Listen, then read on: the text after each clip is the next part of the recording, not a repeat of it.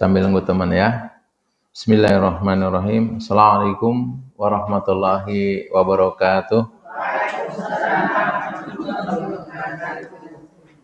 Innal hamdalillah nahmaduhu wa nasta'inuhu wa nastaghfiruh wa na'udzu billahi min sururi anfusina wa min sayyiati a'malina. May yahdihillahu fala mudhillalah wa may yudlilhu fala hadiyalah. Asyhadu an la ilaha illallah wahdahu la syarikalah wa asyhadu anna Muhammadan abduhu wa rasuluh. Allahumma shalli wa sallim wa barik ala nabiyyina Muhammadin wa ala alihi wa sahbihi ajmain, amma ba'du. Qala ta'ala ya ayyuhalladzina amanu taqullaha haqqa tuqatih wa la tamutunna illa wa antum muslimun.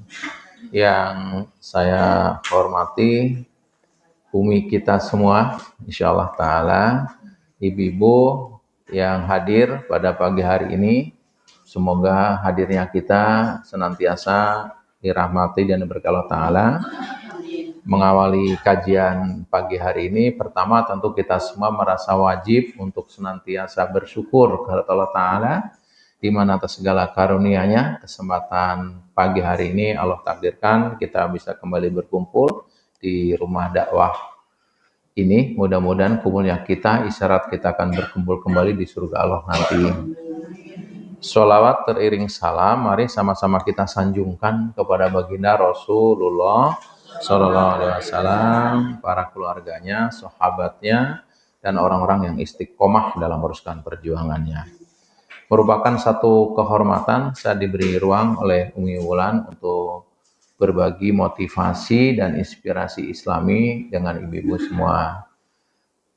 Selama dengan saya, mungkin sebagian ibu-ibu pernah hadir di Al-Mutakin, saya mengajar dengan punya pegangan, yaitu silabus buku. Saya sudah menulis buku total 8, lagi buku yang ke-9 sekarang.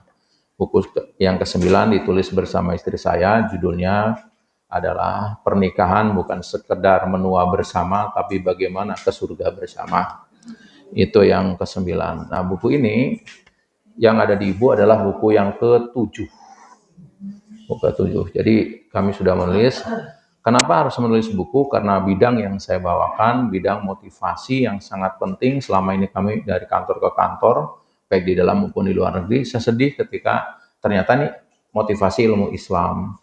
Nah, saya cari referensinya tidak terlalu banyak, karena itu saya mencoba mencari referensi yang dari luar Indonesia, baik dari barat maupun dari timur tengah, sedikit yang diterjemah. Karena itu saya mencoba menuangkan dalam bentuk buku. Jadi kalau belajar saya, berarti ibu bayangannya adalah motivasi dan inspirasi. Nanti ada kan yang bidang fikih, tafsir, ada akidah akhlak, silahkan. Khusus dengan Rahmat, belajar motivasi. Karena Rasulullah seorang motivator yang luar biasa. Nah, pagi hari ini, buku yang ada di Ibu ini anak kandung Corona. Jadi ketika Corona lahir 2 buku, yaitu Obor Harapan dan Tipologi Manusia. Kisahnya adalah suatu hari ada sebuah perusahaan besar sekali, karyawannya sampai 30.000, terjadi depresi massal. Depresi terus akhirnya mengundang psikolog dari Wisma Atlet kalau nggak salah. Ternyata Allah takdirkan belum ketemu jodoh. Nah, salah seorang direkturnya meminta kami untuk berbagi motivasi dan qadarullah cocok. Nah, sayang sekali motivasi yang begitu saat itu bermanfaat kalau nggak dibukukan, maka lahirlah buku ini. Baik, sekarang Ibu yang sudah megang buku, buka buku halaman 1.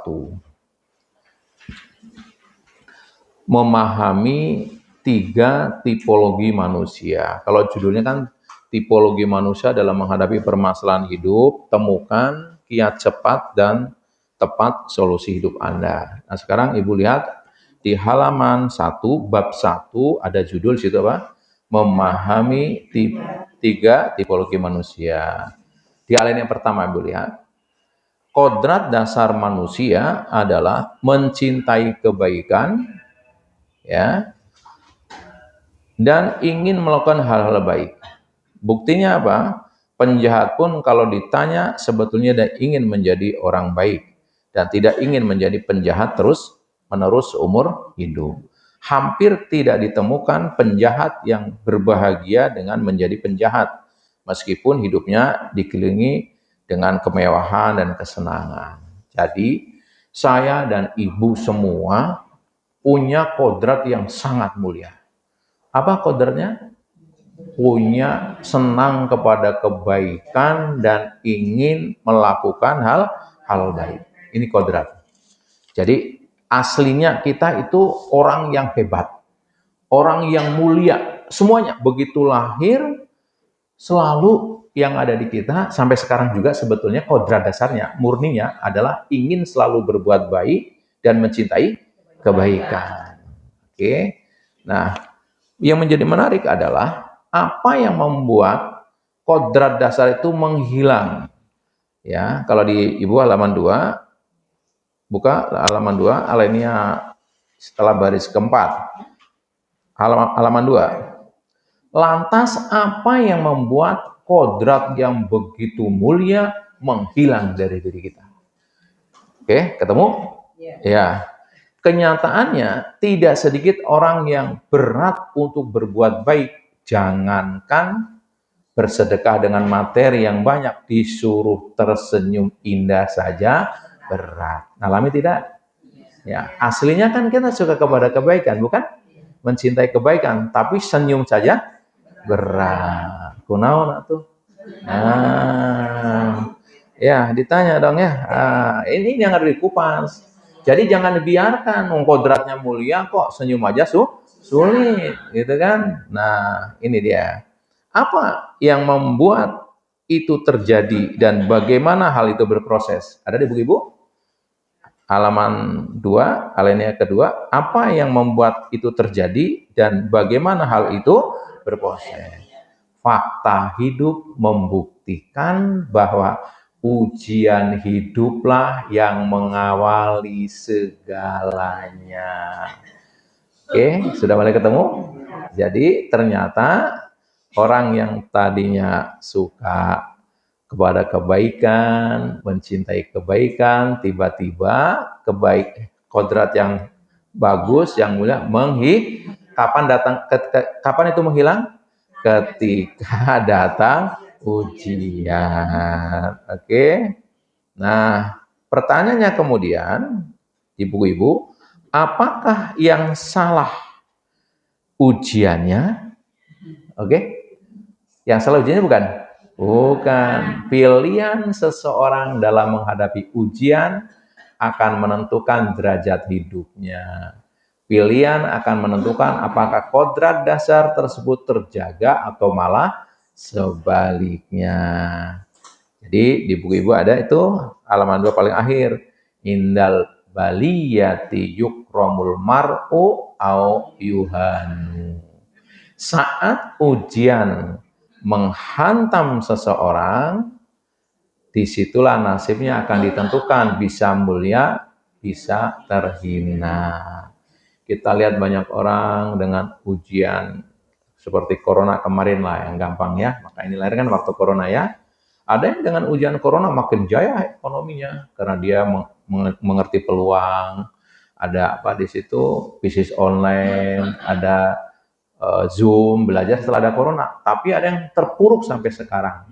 Padahal sama-sama dapat ujian corona. Saya waktu itu sudah merasa ini, lihat sekarang saya masuk kampus corona, saya kumpulkan keluarga saya, kemudian saya juga terpisah dari pesantren saya di Bogor, pas saya lagi di Bekasi. Yang di Bogor kan anak-anaknya dari seluruh daerah, dari Papua, NTT, itu pesantren gratis, dari banyak anak pedalaman nggak pulang, saya di Bekasi di Harapan Indah. Terus wah ini masuk University Corona ini, masuknya sama, keluarnya berbeda. Ada yang dengan corona semakin terpuruk, ada yang semakin bangkit. Ya, saya masih terkenang betul waktu itu saya belum kenal apa yang disebut webinar. Ibu tahu pada saat corona kita kan kegiatan terhenti kan? Ya, ibu yang punya anak 1, 2 ada pusing. Saya punya anak 504 anaknya kan. 500 yang di pesantren, 4 yang di rumah kan. Harus makan semua, harus kehidupan harus jalan gitu ya. Terus ada telepon minta saya untuk ngisi webinar. Waktu itu saya langsung oke. Tapi begitu tuh saya belajar sama siapa gitu. Ada yang saya batalin. Setelah batalin saya malah nggak bisa tidur, nggak bisa. Ini saya harus memenangkan pertarungan.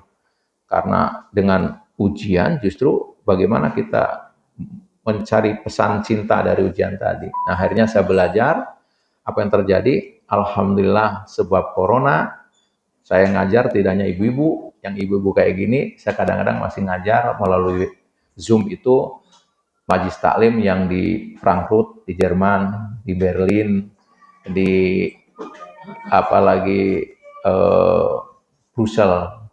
Ngajinya kayak ibu sama, cuma istilah mereka hybrid. Jadi saya di Bekasi, di sana kayak ibu. Makanya beberapa waktu yang lalu lagi ngaji, Pak, yang datang sedikit. Saya lihat memang sedikit. Kenapa? Tuh Bapak lihat lagi hujan salju. Keren kan? Di Bekasi ngeliat hujan salju. Gitu ya. Apa sebabnya? Ujian. Mungkin kalau nggak ada corona, saya nggak bisa ngajar jarak jauh. Ngajar ke Mendagri di Bandung waktu itu. Ada training, padahal lagi corona. Saya bisa karena udah tahu ilmunya. Di Kementerian Perhubungan apalagi ratusan siswa S2 ya, saya ngajar. Mereka mau naik pangkat gitu ya, diberi motivasi Islam. Ini tergantung kita. Jadi saya ulangi lagi, kodrat saya dan ibu aslinya suka kepada kebaikan dan ingin melakukan hal baik. Tapi kodrat dasar itu bisa menghilang. Kapan saatnya? Pada saat ujian. Nah, saat ujian datang itu nasibnya ditentukan. Semakin terpuruk apa semakin mulia. Dua aja ya. Jadi bukan ujiannya. Yang masalah adalah sikap kita dalam menghadapi ujian. Karena nggak ada layar, ibu dengerin cerita ya. Saya udah bawa alat ya di sini nampaknya tidak cukup kekecilan ini, nggak apa-apa. Ibu dengerin aja. Ibu-ibu nggak ada, ini tambahan dari saya. Jadi begini, ibu kan suka masak ya. Nah, misalkan ada air di sini lagi dimasak gitu ya, 100 derajat Celcius. Ada bahan di samping ibu, wortel, telur, biji kopi. Wortel sebelum dimasak keras dipotek gitu. Begitu dimasukkan ke rebusan air mendidih 100 derajat beberapa waktu, keluar gimana? Lembek. Betul nggak? Manusia ada yang sebelum diuji gagah perkasa, tangkas ngomongnya, tong tong tong tong gitu kan. Begitu diuji lunglai. Ada yang begitu? Ya, itu manusia. Jadi ujian menentukan betul. Ada juga manusia tipe telur. Sebelum diuji lembut, santun, aduh pokoknya mah halus gitu ya kalau orang Sunda bilang halus gitu ya. Tapi telur itu jalannya kan encer tuh ya. Begitu direbus gimana? Keras. Begitu kena ujian, suaminya dibakar. Wis, anaknya diracun. Kan ada ya terakhir ya? Masya Allah ta'ala. Coba jujur aja, kira-kira ini secara normal, kira-kira ya, punten. Ada nggak orang cita-cita, saya mau nikah, nanti umur pernikahan saya 20 tahun, suami saya bakar. Nggak kira-kira ada nggak? Nggak ada. Semua nikah nanti kalau anak saya yang 2 umurnya SD kelas 2 sama kelas 4, saya racun. Ada? Nggak ada. Kenyataannya ada nggak? Ada. Kenyataannya? Ada. Kenapa terjadi? Karena adanya ujian. Apa emang benar tiba-tiba nekat suami besok saya bakar ya? Kan nggak mungkin kan? Pasti ada berantem dulu, masalah ekonomi, masalah rumah tangga, masalah macam-macam. Betul nggak? Nah, tapi ada yang ketiga. Ada biji kopi yang sebelum direbus baunya wangi. Semakin direbus, semakin itulah mukmin. Semakin diuji, semakin mulia. Oke, jadi ketemu ya sekarang ya. Kodrat dasar kita baik sekali, sangat mencintai kebaikan, ingin selalu berbuat baik, tapi kodrat dasar ini menghilang karena ada ujian. Apakah yang salah dengan ujian? Tentu tidak. Tapi yang perlu diperhatikan adalah sikap kita dalam menghadapi ujian. Oke. Nah, nanti di bab-bab selanjutnya akan bicara ujian merupakan keniscayaan hidup. Sekarang lewatin dulu biar ibu secara global dulu dapat ya, karena ini kan buku 250 halaman. Jadi tahu dulu lah bahwa substansinya kita manusia yang mulia, yang suka kepada kebaikan, suka mencintai kebaikan, yang selalu berbuat baik, tapi kodrat itu menghilang. Kapan saatnya? Pada saat ada ujian. Apakah yang selain ujian? Tentu tidak. Yang perlu diperhatikan adalah sikap kita dalam menghadapi ujian. Ibu langsung loncat ke halaman 6. Halaman 6. Ya, ini loncat-loncat. Pertemuan awal biar Ibu tahu global dulu deh. Ya, ya anggap aja lagi kuliah ya. Nah, kan lama nggak kuliah kan? Ya, kuliah duha di Universitas Umi Wulansari ya, ini ya. Jadi lagi kuliah duha di Universitas Wulansari ya. Oke. Baik. Nah, yang perlu diperhatikan adalah ketika manusia menghadapi ujian, terkelompok menjadi 3 tipe orang itu. Ada yang disebut tipe loser, orang yang kalah lah, sebut aja loser ya. Kekerenan ngomong loser gitu ya. Oke, yang kedua ada tipe survivor atau kelompok bertahan. Yang ketiga ada kelompok winner, pemenang. Saya awali dari yang pertama, kelompok loser. Jadi orang diuji menjadi loser. Ibu bisa lihat di halaman 6 ya. Tipe pertama, gitu kan. Hal yang kedua, ada kelompok manusia pecundang atau loser. Nah, mereka disebut pecundang adalah karena mereka kalah oleh realitas. Mereka menggunakan ujian Allah untuk menghancurkan dirinya. Ujian dijadikan beban untuk memperburuk dan memperlemah dirinya. Mereka membiarkan dirinya hanyut ke dalam masalah dan mempermasalahkan masalah. Ujungnya menjadi sumber masalah. Oke. Jadi ibu nanti tahu, ini mah untuk diri kita, nggak usah ngeliat kayaknya dia loser, nggak usah. Untuk diri, nggak usah, ini ilmu untuk diri sendiri. Jadi jangan coba-coba untuk menilai orang lain. Menurut buku tipologi manusia karangan Rahmat Abu Bakar, dia loser, nggak usah. Ya, untuk kita bisa merasakan, posisi saya apa sekarang.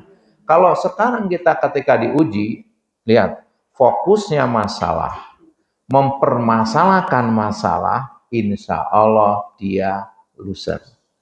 Jadi dia fokusnya masalah, mempermasalahkan masalah. Hujan malah, giliran nyuci aja hujan, ciri-ciri dah deh.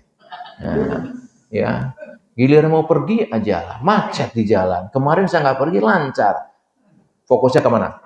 Masalah. Terus mempermasalahkan masalah. Ujungnya menjadi sumber masalah, ya kan? Jadi ribut kan? Iya, jadi karu-karuan. Itu ciri loser, kalah dia. Nah, fokus mereka ada di alinea berikutnya. Bukan pada apa yang dilakukan terhadap ujian tersebut, tetapi lebih pada persoalan. Akhirnya hidup mereka semakin terlilit oleh masalah, jauh dari Allah, jauh dari ilmu, dan jauh dari perjuangan. Itu loser. Nanti orang-orang winner, pemenang, ketika diuji, fokusnya Allah. Dia mencari pesan cinta Allah dari ujian tersebut, mencari hikmah. Ada hikmah apa ya ujian ini? Loser enggak. Dia selalu fokusnya kepada masalah, mempermasalahkan masalah. Kenapa sih corona jadi susah? Kenapa sekarang bisnis pakai online segala, warung saya ditutup? Nah, yang lain pada maju, kenapa warung ibu tutup? Nah, jadi Ustadz, kenapa sih pakai ada Zoom segala? Saya jadi nggak ngerti nih gitu ya. Ya belajar dong AI, belajar ini gitu harusnya. Tapi kalau loser enggak, dia mempermasalahkan masalah. Boleh ketemu? Oke, yuk perdalam dulu yang losernya ya. Terus di halaman buku ibu, ya. Halaman berapa? 7 masih di 7. Halaman 7. Halaman 7 alinea ketiga. Loncat-loncat ya, nggak apa-apa biar ada ketemu yang seseorang memilih cara pecundang karena hanya fokus kepada kapasitas dirinya dan kepada masalah dalam waktu yang terlalu lama. Jadi kalau ibu berpikir tentang dirinya, Masya Allah, nothing, kita nggak ada apa-apanya. Bagaimana mengatasi corona? Orang beriman enggak? Fokusnya siapa? Allah. Kalau kita bodoh ya punya Allah yang maha alim. Kalau kita miskin punya Allah yang maha kaya. Kalau kita banyak masalah punya Allah maha pemberi jalan keluar. Sedangkan orang-orang loser enggak. Fokusnya kepada dirinya dan masalah. Dalam waktu yang lama. Kalau sebentar boleh. Oh, coba ibu mikirin diri sendiri. Mikirin anak kumaha, mikirin ekonomi kumaha lagi kan. Sudah, kumaha wae jadinya kan. Karena bingung gitu kan. Karena fokusnya kepada dirinya, terbatas kita. Rubah fokusnya. Just focus on Allah. Rubah fokusnya kepada Allah. Ya, tidak segera mengalihkan fokus pada kebesaran Allah, pada rahman dan rahim Allah, pada jaminan Allah kepada orang-orang yang beriman dan berjuang. Jadi kalau kita lagi sekarang terlilit masalah, jangan fokusnya kepada diri dan masalah, segera rubah fokusnya. Kepada siapa? Allah. Ya, hasbunallah wa ni'mal wakil, ni'mal maula wa ni'man nasir. Sekarang saya akan dalamin dulu, ibu kenal tipe pecundang dalam ya. Jadi pecundang apa loser itu tadi pecundang orang kalah agak dalam ya. Jadi loncat ke depan langsung ke halaman 23. Ibu dari sini. Ya, ke halaman 23. Tujuannya agar ibu langsung dalam tentang pecundang, nanti mundur lagi gitu ya. Oke. Halaman 23. Loncat dulu ya, Bu ya. Punten lah tuh. Ya, itu di halaman 23 sebetulnya bicara tentang rentetan belenggu merilit para pecundang gitu, rentetan. Pecundang adalah kelompok manusia yang justru menghancurkan dirinya saat langkahnya dihadang oleh ujian. Mereka merusak akidahnya, akal sehatnya, cahaya hatinya, dan perilakunya. Pernah dengar di Jawa Barat sebuah daerah karena kemiskinan, terus didatangin orang, dibukakan warung, anaknya dikasih beasiswa, gitu ya, dikasih pengobatan gratis, lama-lama pindah akidah. Ujian bukan itu? Ya, itulah loser, pecundang tuh begitu. Ya, dia menggadaikan akidah. Pernah dengar ponari di Jawa Timur? Ah, orang sakit ke dokter, putus asa, ini enggak datang ke ponari, dikasih air comberan. Ya, musrik dah udah. Kenapa itu? Ujian bukan? Ya, itulah loser. Jadi fokusnya kepada masalah, dia enggak mengalihkan ke Allah, sehingga apa? Dia menjadi sumber masalah. Ya, mereka merusak akidahnya, akal sehatnya, cahaya hatinya. Coba alinea berikutnya. Akibatnya, mereka tidak sanggup menciptakan atau mengubah penderitaan yang sementara sifatnya menjadi kebahagiaan yang berjangka panjang. Tidak berhasil mengubah musibah menjadi rahmah. Gagal mengolah masalah menjadi berkah. Corona tergantung ibu melihatnya. Ada yang mengatakan sumber masalah, ada yang sumber berkah. Betul nggak? Kalau tanya Pak Rahmat sekarang, kalau menurut Rahmat gimana? Corona sumber berkah. Keren kan? Saya seharusnya ke Eropa untuk yang sekian kalinya, nggak jadi berangkat, tapi saya bisa tetap ngajar orang di sana. Berkah bukan? Berkah. Saya Corona full kegiatan, Zoom, majelis ini jauh-jauh lagi, ya luar daerah. Karena apa? Nggak perlu pergi. Berkah bukan? Berkah. Waktunya luang, nulis buku sampai 2 selama Corona. Berkah bukan? Berkah. Bayangin tuh. Tapi sebagian banyak yang justru menjadi terpuruk, tidak bangkit lagi. Yang disalahkan siapa? Yang disalahkan apa? Corona. Corona yang mentakdirkan siapa? Allah. Salah Allah sama dia. Nah, itulah ciri-ciri orang pecundang. Oke. Nah, kalau Ibu lihat di halaman 26, langsung dari halaman 25 sebetulnya ada tulisan rentetan kekalahan para pecundang. Tadi kan pecundang orang yang kalah. Loser itu kalah artinya kan? Maka disebut pecundang, dia kalah. Kalah ngelawan siapa? Ayo, kalah ngelawan siapa? Ngelawan diri sendiri. kalah ngelawan hawa nafsu. Ya, paham ya? Di sini. Nah, ini dia. Nah, ada ya di buku ya halaman 26 baris pertama. Para pecundang kalah oleh hawa nafsunya. Oke. Sedikit keterangan ya. Hawa nafsu tidak bisa dihilangkan dari manusia. Selama masih hidup masih ada hawa nafsu. Hawa nafsu adalah bagian dari diri kita. Masalahnya adalah ketika hawa nafsu itu menjadi pemimpin, maka kesesatan diri tak terhindarkan lagi. Ciri-ciri hawa nafsu kan maunya buru-buru. Kalau sakit ingin segera sembuh, padahal sehat 40 tahun. Sakit gigi seminggu udah ampun-ampun. Padahal kalau orang yang winner itu diubah, musibah menjadi rahmah. Mumpung sakit banyak berdoa, doanya orang sakit kan makbul.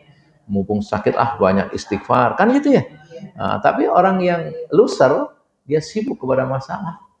Nah, karena hawa nafsunya nggak bisa menderita. Hawa nafsu maunya buru-buru, maunya instan.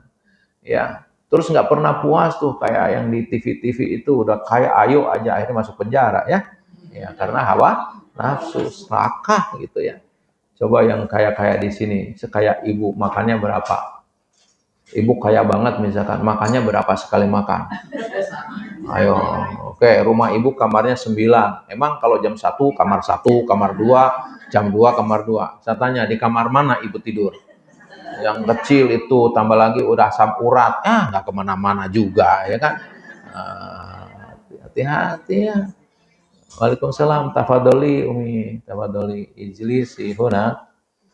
Oke. Paham tadi? Para pecundang kalah oleh siapa? Nah, jadi kalau dikatakan dia orang yang kalah, sesungguhnya kalah oleh siapa? Hawa nafsunya diri sendiri, maka disebut loser atau pecundang. Oke. Ibu lihat di hadis yang ada di buku itu ya. Qala Rasulullah SAW, salasun muhlikatun, sukhun muta'un, wa hawa mudba'un, wa ijabul ma'i binafsi. Ada di buku ibu? Ya, oke, halaman 26 ya. 3 perkara yang membinasakan manusia adalah kekikiran yang ditaati, hawa nafsu yang diikuti, dan ujub seseorang terhadap dirinya sendiri. Ini hancur ibu, banyak orang sombong, hancur tuh. Wah, ujub, bangga gitu ya. Saya nggak takut neraka, katanya gitu ya. Baru di penjara, nangis-nangis gitu ya. Sombong, ujub. Hawa nafsu yang diikutin berbahaya. Ini orang yang ikutin hawa nafsu pasti hancur. Orang yang kikir pasti hancur. Orang yang ujub kepada diri sini juga. Siapa yang menyampaikan? Rasulullah Shallallahu Alaihi Wasallam. Padahal ketika Rasul menyampaikan kan atas wahyu, jadi ini pasti benarnya. Oke. Bahkan di alinea bawah itu, ketika seseorang telah menjadikan hawa nafsunya sebagai Tuhannya atau dewa hidupnya, Allah akan membinasakan seorang dalam kesesatan. Tuh, lihat ayatnya. Ara'aita manittakhadha ilahahun hawahu afa anta takunu alaihi wakila. Sudahkah engkau Muhammad melihat orang yang menjadikan hawa nafsunya sebagai Tuhannya? Apakah engkau akan menjadi pelindungnya? Udah dibiarkan aja deh, kalau susah nggak mau taat kepada Allah dan Rasul. Dan hawa nafsu itu nggak bisa hilang tadi di awal. Ada pertempuran antara hawa nafsu dengan hati nurani kita. Pertempurannya abadi sampai kiamat, sampai kita meninggal. Hanya ada 2, kita mengendalikan hawa nafsu apa dikendalikan oleh hawa nafsu. Kapan hawa nafsu menjadi kuat? Ketika selalu diikuti. Umi yang baru datang nggak punya buku sendirian ya, kasihan banget ya. Bisa dua, ataukah ada yang mau berkorban jalan sebentar ke Pak supir? Kalau masih ada ya, kalau di mobil ada, kalau masih ada diambil aja 2. Mudah-mudahan ada ya, karena yang nyetok Pak supir. Ya, kalau ada diambil aja Mi, nggak apa-apa, biar seragam ya. Saya biar, karena ini memang agak cepat. Kalau Ibu sudah ada catatannya kan tinggal garis bawah ya. Nah, ditandain gitu ya. Siapa tuh manfaat. Oke, biar seragam. Sudah tadi? Jadi kalau sampai seseorang ngikutin hawa nafsu terus-menerus, dia lama-lama dikuasai oleh hawa nafsu. Maka latihannya apa? Melawan hawa nafsu. Jadi hawa nafsu yang kecil diikuti, kecil terus. Dia nggak bakalan puas. Itu hanya dua. Kita mengendalikan apa dikendalikan. Maka lihat, orang yang bisa maksiat besar kan dari maksiat kecil. Terus saja. Karena masih mendominasi. Gitu. Maka dilatih, dilawan kita. Salah satu latihannya kita suruh berpuasa ya, gitu ya. Dengan puasa itu mudah-mudahan melatih hawa nafsu kita, suruh sholat tepat waktu. Masih ada Bu, Mi? Oh, berarti rezeki. Kalau enggak ya belum rezeki ya. Bersyukurlah. Di buku Ibu, di baris yang sama halaman 27, orang pecundang kalah oleh iblis untuk menguji nikmat hati, pikiran, dan nikmat-nikmat lain yang Allah berikan. Iblis diciptakan untuk apa? Menggoda kita. Begitu kita kalah, maka status kita langsung jadi pecundang. Jadi mbahnya pecundang kan iblis. Suruh sujud tidak mau, sombong itu. Sombong, iri, dengki gitu ya. Itu jadi kalau kita pecundang menjadi anak buahnya iblis. Oke, cukup ya. Pindah ke bawahnya. Tadi sudah halaman 2. Jadi yang pertama tadi para pecundang kalah oleh hawa nafsu, yang kedua orang-orang pecundang kalah oleh iblis. Oke. Kemudian Ibu buka di halaman 28. Kalau ditarik ke bawah ini kan keterangannya kesungguhan iblis untuk menggoda manusia dijelaskan dalam sejumlah ayat dalam Al-Quran. Iblis akan mendatangi manusia dari berbagai arah. Ketika langkah seorang terhalang oleh ujian, lalu kita memberi kesempatan iblis untuk menguasai diri, maka sudah pasti langkah ia akan hanyut dalam kesesatan. Jadi kalau Ibu mau belajar sesuatu yang harus dipelajari dari iblis, satu, kesungguhan. Tidak pernah menyerah. Padahal dia tahu itu bakal masuk neraka, tapi serius menggoda Ibu. Bayangin aja, dari depan, dari belakang, dari atas, dari bawah, siang malam, nggak berhenti itu. Nah, kita baru diuji sedikit sudah berhenti. Itu iblis. Ya, kalau mau belajar tentang sesuatu yang positif barangkali, tapi bukan untuk menggoda yang nakal ya. Keseriusannya maksudnya adalah kesungguhan iblis. Oke, Ibu lihat ayatnya tuh di halaman 28 ya. Qala fabima ahwaitani la'aqudanna lahum syiratal mustaqim tsumma la'atainahum mim baini aydihim wa min khalfihim wa an aymanihim wa an samailihim wa la tajid aktsarahum syakirin. Iblis berkata, disebabkan karena engkau telah menyesatkan saya, gitu ya. Aku akan benar-benar ya akan menghalangi mereka manusia dari jalan engkau yang lebar lagi lurus. Kemudian aku pasti akan mendatangi mereka dari depan, dari belakang mereka, dari kanan dan kiri mereka, dan engkau tidak akan mendapati kebanyakan mereka bersyukur. Jadi memang manusia kebanyakan tergoda, sehingga yang bersyukur sedih, nggak akan didapatin banyak yang bersyukur. Ya, padahal kita kan nggak pernah pesan bagaimana kita sekarang bisa seperti ini. Tadi malam juga kita nggak mohon agar matahari terbit, tetap terbit. Nggak bersyukur juga. Coba tes sama saya. Emang tadi malam ada yang berdoa, ya Allah takdirkan besok hari mata saya bisa melihat? Enggak, tapi dikasih, nggak bersyukur. Tuh, kalau takdirkan besok saya masih bisa bernapas, enggak juga. Yang diminta satu, rizki, duit, gitu ya. Itu manusia. Bersyukur? Enggak. Pastinya kan bagi-bagi, nggak minta dikasih. angin sepoi masih semilir, matahari terbit, menghangatkan tubuh kita, makanan ada, Masya Allah Ta'ala. Apa coba? Kok kita nggak menciptakan, hanya dikasih. Kok nggak bersyukur? Ya karena godaan iblis. Kenapa? Nanti akan sampai pelajarannya. Yang membuat kita tidak pandai bersyukur karena fokus kita yang salah. Fokusnya yang kita tidak punya terus. Padahal yang kita miliki jauh lebih banyak. Gitu kan. Coba ibu yang pakai jam. Ada yang jamnya kayak yang di TV itu katanya 12 miliar apa jamnya. Oke, saya tanya, ibu dikasih jam nggak usah lah 12 miliar ya. Murah aja lah yang 500 juta umpama ya. Nah, tapi nggak punya tangan dipakai di mana jamnya.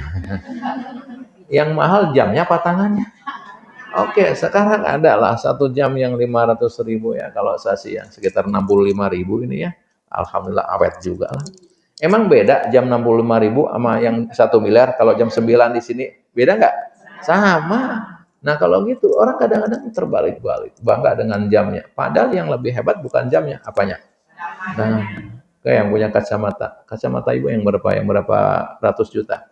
Ya, mau yang kacamata saya yang 20.000 ya dipakai tetap aja. Sekarang punya kacamata 1 miliar nggak ada telinga dipakai di mana tante? Ya, jadi kalau gitu kita sering lupa. Nah inilah godaan iblis. Fokus kepada yang nggak punya, yang membuat apa? Sehingga kita tidak bersyukur. Oke, ke halaman 8.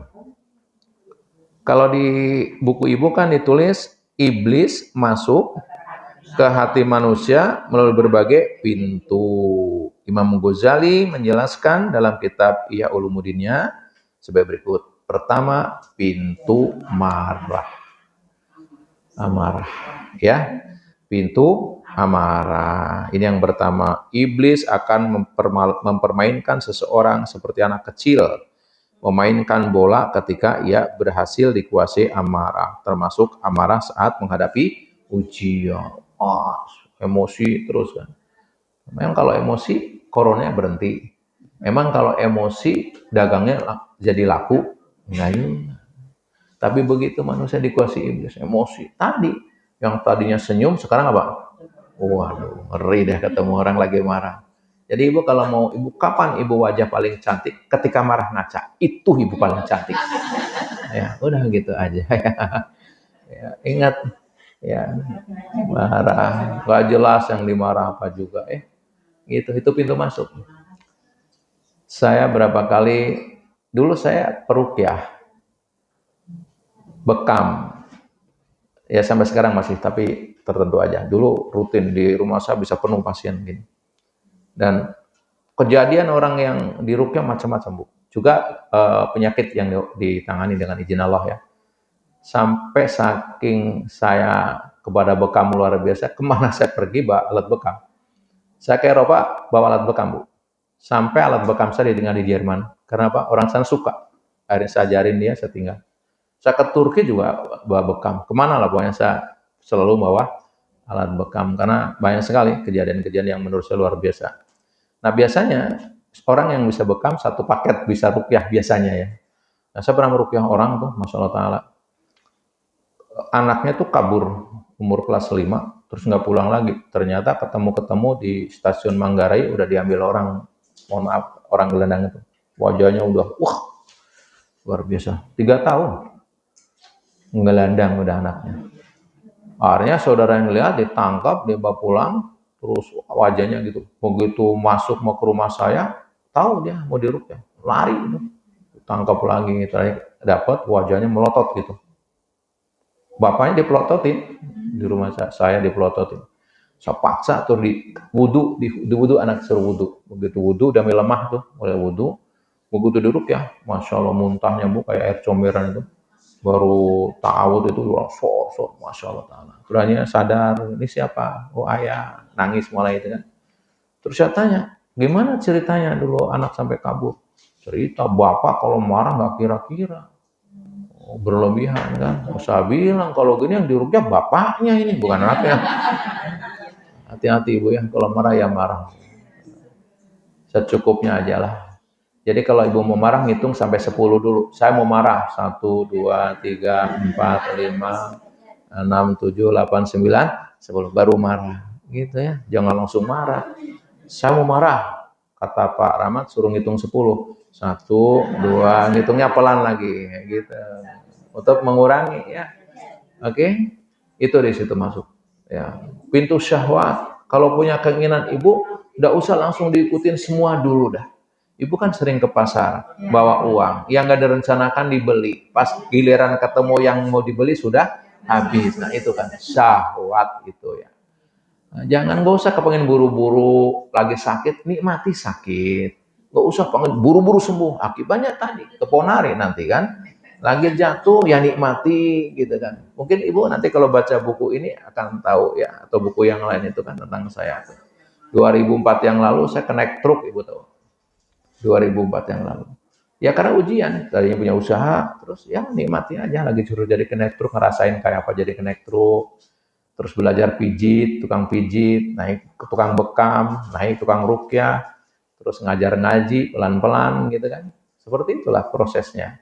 Nikmati aja. Nah kalau saya nggak ngelewatin itu nggak ada buku ini, nggak ada 9 buku yang saya tulis. Ya, kan gitu ya, nikmati, nggak usah lah buru-buru, karena setiap yang lo takdirkan ada pesan cintanya. Kita mencari pesan cinta, nggak mau menderita sama sekali, nggak bisa. Ujian kepas nanti kalau bab berikutnya ibu diajarin tuh bagaimana menghadapi ujian. Ini kan baru pembuka. Ibu tahu dulu kalau di kelompok ini berarti kelompok pecundang. Yang melilit pecundang tadi yang pertama kalah oleh hawa nafsu. Kedua kalah oleh bisikan iblis. Nah iblis masuk melalui pintu-pintu. Ya pertama pintu marah. Yang kedua pintu apa? Syahwat. Yang bawah lagi pintu apa? Dengki. Bawahnya lagi tamak. Bawahnya lagi kenyang. Oh ini makanya rajin-rajin puasa. Tapi Pak Rahmat hari ini nggak puasa, takut ibu salah paham. Saya puasa Daud, Bu, bukan lagi pamer. Takut Pak Rahmat nyuruh puasa hari ini Kamis. Ya, jadwal saya sehari puasa, sehari tidak. Kadang ketemu Kamis, kadang Rabu. Gitu. Karena saya sadar betul. Coba baca kitab Al-Ghazali itu. Orang yang berprofesi menyampaikan materi atau menjadi seorang tua, apalagi ngurus anak-anak banyak, itu harus berani lapar. Karena mohon maaf Bu ya, punten gitu. Yang dari sini hanya sampai di sini. Tapi yang dari sini akan sampai di sana. Saya nggak mau capek dengan ibu. Ibu udah capek berkorbannya, kumpul di sini. Saya juga jauh ke sini. Dari sini saya ada acara lagi. Terus sia-sia. Janganlah. Kita ketemu sebentar, harus ikhtiar menjadi asbab hidayah. Agar itu ada nih. Harus ada latihan hati sehingga yang disampaikan benar-benar dari hati. Bukan dari sini. Gitu ya. Ada namanya qaulan sakila, perkataan yang berat, perkataan yang dari hati, yang bukan lisannya tapi pesannya dari hati. Ya itu ya. Jadi ini saya sampaikan karena saya tahu persis, apalagi ketika lagi ujian itu ibu harus benar-benar jangan membuka pintu mereka kenyang gitu. Justru mumpung lagi ada ujian, puasa ibu, ya puasa lawan dia, jalurnya kan melalui saluran darah, tutup dengan puasa itu diantaranya. Nanti ibu akan merasakan ya dampak dari lapar yang saya baca di kitabnya Al-Ghazali, lepas bahwa di sana ada hadis yang lemah dan sebagainya, tapi pesan mutiara-mutiara juga banyak sekali. Tidak semua dihakimi bahwa tidak dipakai, kalau saya ngambil hikmahnya seperti itu. Dan dengan izin Allah, karena apa ya, saya begitu meyakini ya bahwa Rasul sampai menyuruh puasa pasti ada hikmah, yaitu salah satunya agar tidak mudah digoda setan gitu ya. Tapi dampak yang lain itu banyak. Anak-anak yang di depan saya, misalkan pada waktu saya belajar ngaji, saya duduk di bawah di sini Bu. Waktu itu belum pernah ngajar ngaji karena saya tamat pesantren langsung kerja di perusahaan asing, berkarir lah ceritanya, gaya-gaya gitulah. Terus usaha gitu, dikasih pelajaran bangkrut, baru tahu ya, baru nyaho gitu, gaya-gaya gitu kan. Begitu datang kiai ditanya, kamu dari tamat pesantren kemana Rahmat? Wah gaya banget. Begini gitu. Ngajar ngaji enggak? Enggak. Udah tahulah masalahnya, kata Pak Kiai, udah tahu buat saya. Ya itu apa pesantren? Kamu enggak menyebarkan ilmu agama. Oke, sejak itu saya sambil jadi kenek truk ngurusin pemulung gitu. Pemulung ngaji gitu, dikasih uang dan sebagainya. Nah, ngajar siapa? Mana ada yang percaya? Tiba-tiba Pak Rahmat, coba ibu yang kenal saya 2004 sebelumnya itu. Mana ada Ustadz Rahmat Abu Bakar. Ya nggak ada, wong saya nggak ngajar, makanya nggak berani ngajar kan. Yang ngajar gara-gara nggak protes siapa? Pemulung kan, aja gitu, kurang lebih begitu. Tetapi setelah Allah takdirkan mungkin melihat saya bisa ngajar, terus saya dikasih amanah, ada lingkungan begitu, dari ngurus anak-anak sampai orang tuanya, bapak ibunya ada yang dibikinkan musola ya. Itu ada anak yang ketika datang ke saya duduk di bawah, bariskan kayak gini. Itu anak kalau main, kepala saya diloncatin, Bu. Keren nggak itu?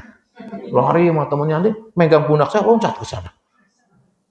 Mau berhenti itu kalau nginget pesan Pak Kiai itu. Datang ibunya, Pak, maaf Pak, jangan ditolak anak saya gitu. Ini sudah ditolak 4 sekolahan nggak ada yang menerima. Terus kemana gitu ya? Astagfirullah. Dalam hati saya ternyata jadi guru ngaji berat juga ya pikir saya kan. Ampun deh waktu baru latihan itu. Terus saya membaca itu, ketemu kitab tadi tentang dahsyatnya lapar. Terus saya coba belajar puasa. Alhamdulillah Bu, anak itu dengan izin Allah sembuh total. Sekarang udah kuliah. Itu sedikit-sedikit nama ibunya, kata Ustadz Rahmat. Kata Ustadz Rahmat, pokoknya nama Ustadz Rahmat keren banget lah gitu kan. Sembuh dengan izin Allah. Makanya kalau ngadepin anak jangan fokusnya kepada masalah. Ya Allah, saya dititipin anak seperti ini ya Allah, Engkau lah pemberi hidayahnya. Sambil kita munajat, puasa, tahajud, itu caranya. Banyak orang ngaji sekedar ngajar, tidak merasa itu sebuah amanah.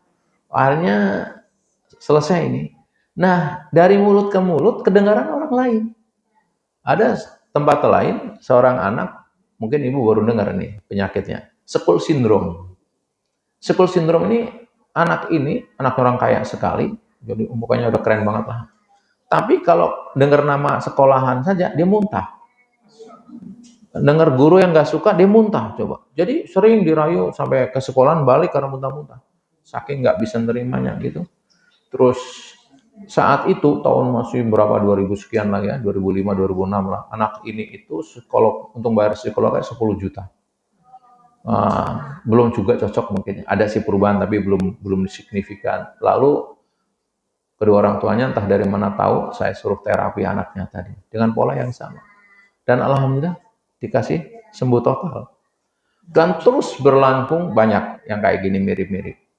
Seperti itu. Jadi Ibu, kalau menghadapi anak kita, ya ini untuk saya lah terutama, jangan dengan logika saja. Dibawa dengan rohani.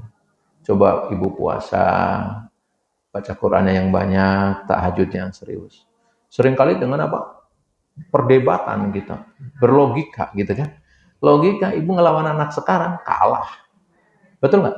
Nah, mereka itu ya. Makanya Pak, dengan puasa Ibu juga nggak emosional karena orang tua merasa dominan biasanya, merasa paling tahu, ya. Nah, itu. Oke. Yang keenam, pintu tergesa-gesa. Oke. Kemudian halaman 29. Paling bawah. Para pecundang juga kalah oleh kenyataan. Nah, dimanapun kita berada, kenyataan hidup menawarkan dua hal atau dua pilihan. Ada di buku Ibu? Pintu ke surga atau pintu ke neraka. Milih juga kan? Yang sholat, ya berarti insya Allah jalan ke surga. Yang nggak mau sholat, ke neraka. Pintu kebahagiaan dan jalan pada kesengsaraan. Pilihan untuk sukses dan pilihan untuk gagal. Pilihan yang positif dan pilihan yang negatif. Pokoknya tiap hari kita dituntut kenyataan hidup jangan dilawan. Ini pasti eksat. Selalu dua. Kadang mendapat yang diinginkan, kadang mendapatkan yang tidak diinginkan. Betul nggak? Ada yang di sini dari mulai balik sampai sekarang yang mendapatkan yang diinginkan. Ya, atau mendapatkan tidak diinginkan terus. Tidak, sifatnya berganti-ganti. Dan itu sementara. Ketika ibu mendapatkan yang hari senang, ya sementara. Senang sebentar, nanti ada kesedihan. Betul nggak? Sehat badannya, berantem sama pasangan. akur sama suami, yang dimakan nggak ada. Begitu aja hidup mah nggak bisa sempurna, betul nggak? Ya lagi harmonis ya harmonis, tapi dah pakaian kering di badannya.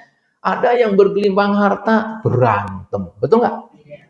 Oke, akur suami istri, kaya, anaknya narkoba, puyeng nggak?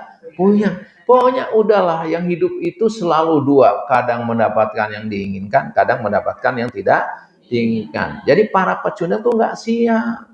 Dia hanya siap satu, siap mendapatkan yang diinginkan saja. Ketika mendapatkan yang tidak diinginkan, dia menolak. Penolakan terjadi ya karena dia salah masang mindset. Dia ingin selalu hanya ingin mendapatkan yang ingin selalu mendapatkan yang diinginkan. Maka ketika datang yang tidak diinginkan, dia menolak. Menolak menjadi gejolak jiwa. Saya nggak mau sakit, gejolak jiwa. Ya kan? Gejolak jiwa ini dalam bahasa psikologi disebut stres. Stres dibiarkan menjadi depresi. Depresi dibiarkan dua cabang, ODGJ atau bunuh diri. Awal mula dari mana? Tidak siap menerima yang diinginkan maupun yang tidak diinginkan. Hati-hati, Ibu. Ini makanya kenapa saya perdalam dulu di pecundang. Ibu keluar dulu dari pecundang. Itu ya maksudnya ya? Oke. Nah sekarang di buku saya semuanya polanya adalah ibu jangan ngobatin penyakit sebelum didiagnosis. Nah contoh, ibu sakit perut. Datang ke dokter. Dokternya sok tahu. Ya, langsung dikasih obat mak. Padahal ibu sakit perut karena 3 hari nggak makan. Nah, kalau dikasih obat mak sembuh apa sakit? Sakit. Mestinya dokter nanya, sakit perut ya bu? Iya. Kapan makan terakhir? 3 hari yang lalu. Udah langsung belikan nasi padang. Benar nggak itu? Iya. Jadi orang sakit kepala belum tentu karena dia migrain. Karena apa? Saldonya kosong. Gitu ya? Iya, udah kasih uang aja lah, udah sembuh gitu kan? Iya, makanya kalau terapi saya ngobrol dulu tuh kalau saya ngobrol gitu ya. Namanya coaching kalau bahasa kami. Pokoknya sering kali orang minta rukyah, nggak jadi dirukyah ke saya tuh. Setelah di coaching, oh ini masalahnya, udah selesai. Bahasa saya rukyah hati. Tapi nggak ngomong gitu, dia nggak terasa. Di coaching itu kita mancing orang nggak tahu gitu kelebihannya. Jadi nggak setiap orang datang solusinya nggak, pokoknya diajak ngobrol, ketangkap oh ini masalahnya ini. Nah, udah itu. Sama di buku ini, ibu kan tadi kodrat dasarnya bagus sekali kan? Suka kepada kebaikan dan ingin melakukan hal-hal baik. Oke, orang yang masuk surga banyak kebaikannya apa sedikit kebaikannya? Kenapa dia banyak kebaikan? Dia ngikutin fitrah hatinya. Melakukan kebaikan, akhirnya dia menjadi timbangan kebaikan berat, masuk surga. Nah sekarang fitrahnya kita suka kepada kebaikan, tapi kita kalah oleh tadi yang mengalahkan hawa nafsu apa. Akhirnya dapat kebaikan tidak? Tidak. Kalau begitu fitrah yang dasar hilang, ibu dapat timbangannya keburukan. Nah pertanyaannya, kapan ibu terjadi sehingga fitrahnya itu hilang? Ada ujian gitu kan? Terus bagaimana? Awal mula permasalahannya gimana gitu ya? Nah, ibu lihat di halaman 36. Langsung aja ya. Ini biar langsung dapat solusi satu. Halaman 36 judulnya awal permasalahan pecundang.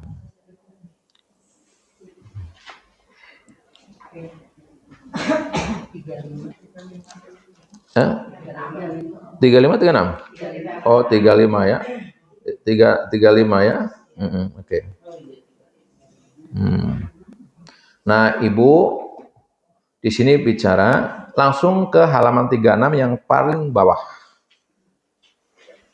36 paling bawah. Seseorang menjadi pecundang berawal dari kesalahan awal di mana mereka tidak menyadari bahwa dalam hidup ini ada dua wilayah.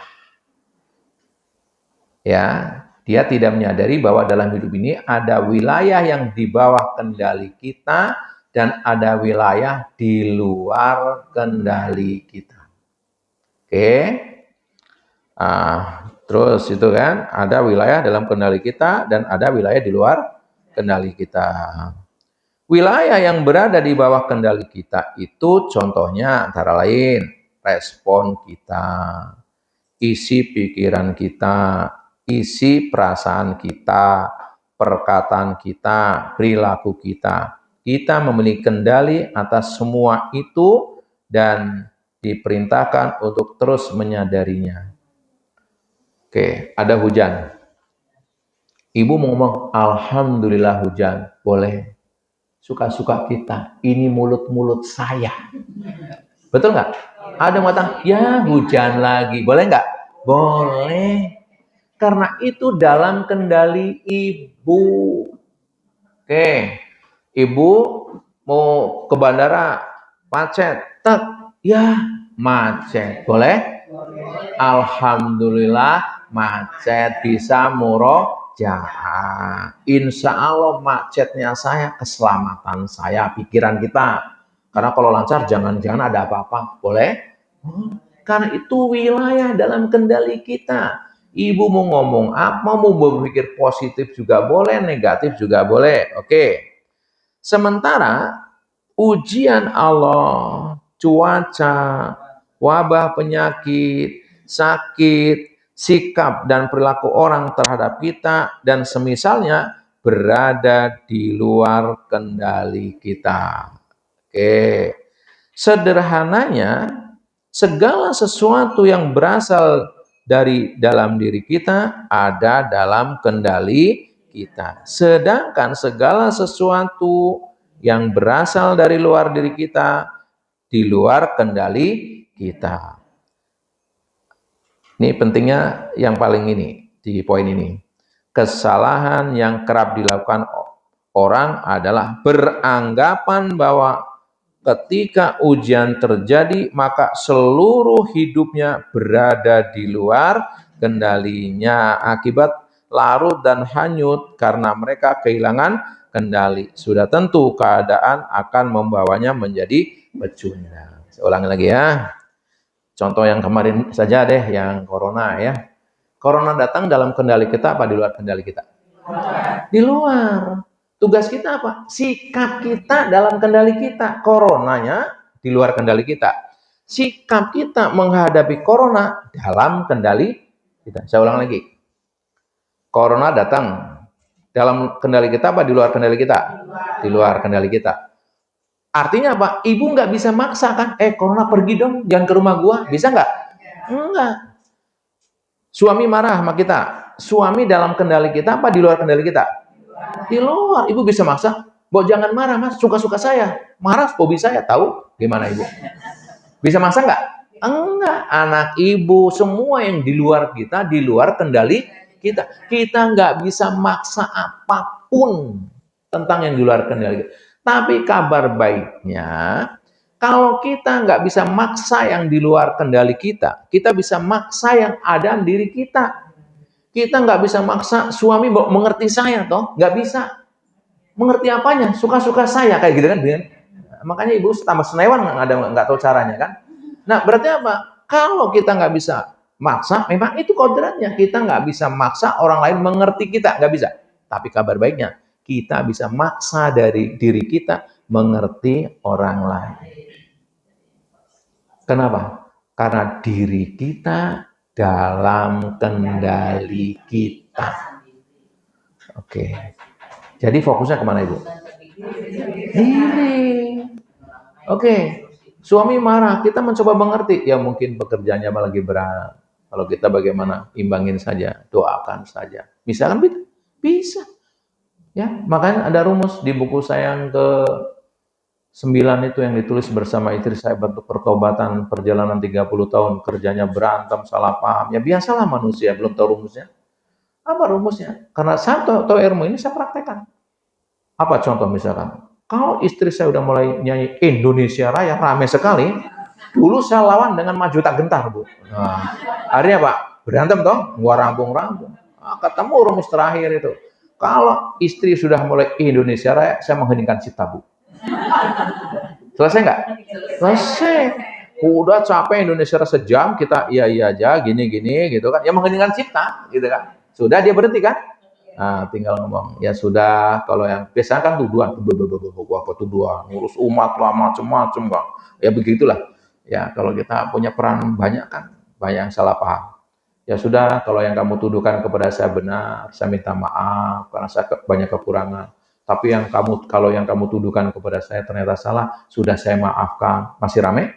Ya, udah selesai. Oh gitu. Loh ini kan bicara kalau kita sudah mengerti mana dalam wilayah kita, mana di luar kendali kita. Pulang, udah capek sekali dari mana-mana pulang, ternyata moodnya lagi buruk, sampai di rumah dikunci, dan saya nggak punya kunci lain. Orang ngunci pintu di luar kendali saya, tapi saya yang dalam kendali saya. Alhamdulillah rumah dikunci, bisa nginep di hotel. Nah, udah, lumayan lah, ngasos dikit, pagi sarapan udah disiapin, kan gitu kan? Bisa nggak gitu? Bisa, wong itu bebas dalam kendali saya. Oke, nggak diajak ngomong gitu kan, diem aja. Alhamdulillah buat baca banyak, buat nulis. Terus nggak dimasakin. Alhamdulillah berarti saya bisa makan di luar. Wah enak malah gitu kan. Coba. Maksudnya ini ekstrim contoh bahwa ini adalah dalam kendali kita. Jadi jangan nyoba. Bok mengerti saya. Coba ibu punya teman, Maknyun, bok senyum sama saya, suka-suka saya, bibir-bibir saya, nggak bisa. Ibu nggak bisa maksa orang lain. Nah, pecundang itu merasa kalau ada masalah, semua di luar kendali kita. Orang marah ikut marah kan? Padahal ada wilayah yang dalam kendali kita, ada wilayah di luar kendali kita. Turun hujan. Hujan turun dalam kendali kita apa di luar kendali kita? Di luar. Ya bilang aja. Ibu boleh mengatakan, Alhamdulillah hujan membawa berkah. Tapi saya mau pergi, pakai payung. Nggak ada pun cari mantel. Apalagi punya mobil, bawa mobil. Terus bilang nggak punya mobil, nggak punya payung, nggak punya mantel, mati gitu aja. Ya usaha lah ya. Betul nggak? Enak kan hidup begitu kan? Nah, pecundang tadi karena fokusnya masalah gitu kan, tertutup, dia nggak tahu ada wilayah dalam kendali kita, ada wilayah di luar kendali kita. Udah mulai ketemu. Ada ustadz kerjanya nyindir-nyindir. Kerja ustadz nyindir ibu misalkan, perasaan ibu gitu kan. Terus bilang, Pak Ustadz jangan nyindir saya, suka-suka saya bu. Bisa menghentikan? Enggak. Ya ibu bisa ambil hikmahnya. Kalau saya jadi ustadz jangan nyindir-nyindir, nggak enak. Misalkan banyak pelajaran bisa diambil. Bisa jadi benar ustadznya memang saya seperti itu, gitu kan? Udah akui saja. Intinya saya mengatakan pecundang menjadi pecundang awal mulanya satu, tidak bisa membedakan mana dalam wilayah kita, mana di luar wilayah kita. Ibu mau buru-buru belanja, macet di jalan. Macet dalam wilayah kendali kita apa di luar kendali kita? Di luar. Apa yang dalam kendali ibu? Sikapnya. Sikap itu ibu mau balik atau terus, atau ibu zikir atau tilawah dalam kendali kita. Oke. Udah ketemu? Oke, itu berarti udah ngobati menjadi apa? Pecundang. Pokoknya selalu latihannya adalah ini dalam kendali kita apa di luar kendali kita. Begitu aja ya. Oke, di halaman ibu halaman 37 yang alinea kedua dari bawah. Kesalahan yang kerap dilakukan orang adalah beranggapan bahwa ketika ujian terjadi maka seluruh hidupnya berada di luar kendalinya. Akhirnya larut dan hanyut karena mereka kehilangan kendali, sudah tentu keadaan membawa menjadi pecundang. Oke, saya kasih pointer di halaman 40. Ke halaman 40.